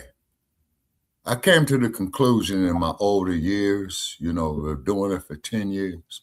Yeah. They hate our experience because these OTBs cannot be part of it. Yeah. They call us racist, but we don't control no bank, stock markets, police agencies, any legislatures to implement any type of racism.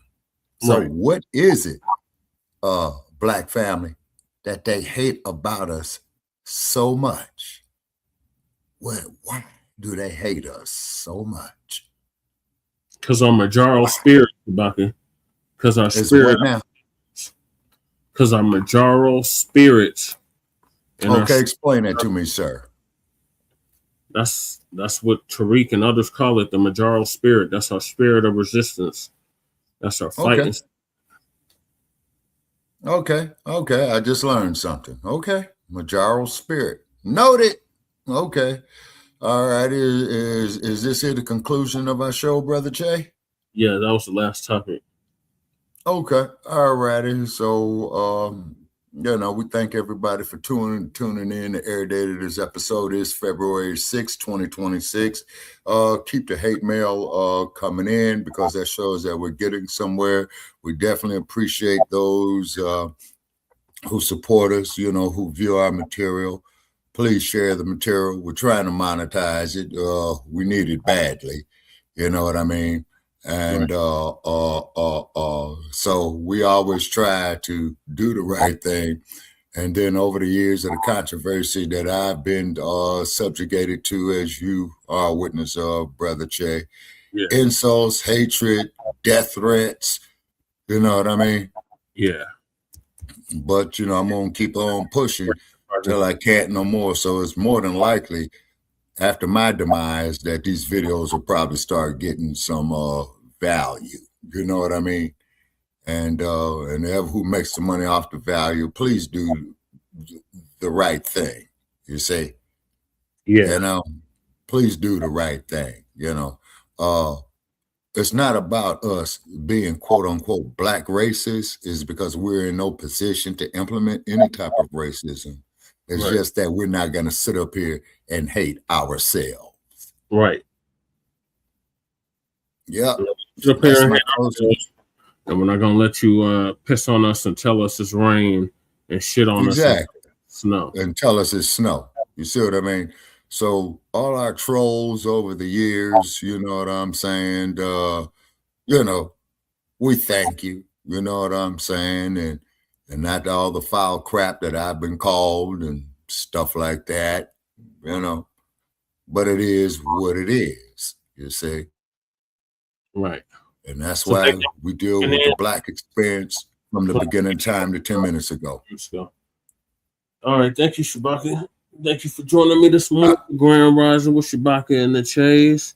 Appreciate everybody that tapped in. Shout out to Breeze for coming through. We're going live later. All right. We tap in over there. Much love, Breeze. Much love, crew. Shout out to crew. Too. Shout out to and Mike. Jay Militant. Shout out to Stolen Ancestors. Appreciate you coming. Shout out to Pinky Wells for through earlier. Okay. I think that's everybody. Oh, and then of course, don't forget our man Jay Dizzle. Oh, Jab. Shout out to Jab for coming through. Yeah. Yes, definitely shout out to Jay Dizzle. I hope the Seahawks lose, though.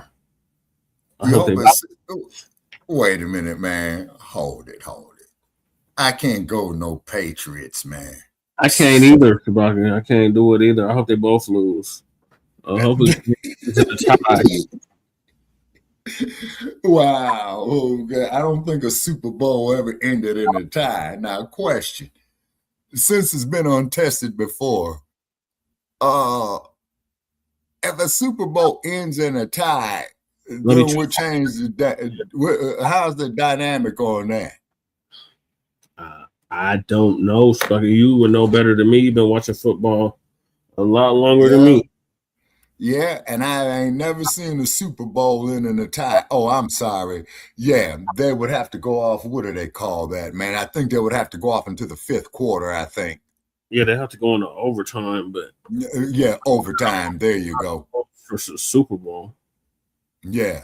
I don't think... I think it's unprecedented that they had to go into overtime in the Super Bowl. Yeah. But that would be interesting to see, So, ladies and gentlemen, this is Shabaka Sankori of Frontline Black News with Grand Rising with Shabaka and the Chase, signing off from Sin City. Okay, Brother Che, I'll give you a call later on today. Okay, Shabaka. I'll talk to you later. All right. Yes, so sir. Season 11, Episode 15 of Grand Rising with Shabaka and the Chase. In conjunction with the Frontline News. Join us. And then the original air date of this episode is February 6, 2026, the year of the fix. Yep. In the year of the Aries. The Aries. Yep. In the year of Fire Horse, Shabaka. Yeah, but the ponies went to the barn. Yeah, well, we got further than a lot of y'all expected. Well, that is true, and then Chicago Bears, keep it up. You know what I'm saying? You Raiders, as I'm going to say again here, and I wanted to make it official, Raiders, leave town or change your fucking name. I'm out from Sin City, known as Las Vegas, Nevada, out here in the Wild Wild West. I'm out. All right, peace, Shabaka. So that's going to conclude season 11, episode 15 of Grand Rising with Shabaka and the Chase, in conjunction with the Frontline Black News. Join us tomorrow for a brand new episode of the Frontline Black News. In the meantime, make sure you like and subscribe to all of our platforms. Frontline Black News on YouTube and Facebook. The Revolutionary Agenda on YouTube and Facebook. And Shabaka's Black Experience Enhanced on Facebook and Twitter. So peace, love, light, reparations, delineations, and separations in Black empowerment. Chan Krumah signing out from the Mile High Income and Illegal Migrant Flooded City. Peace.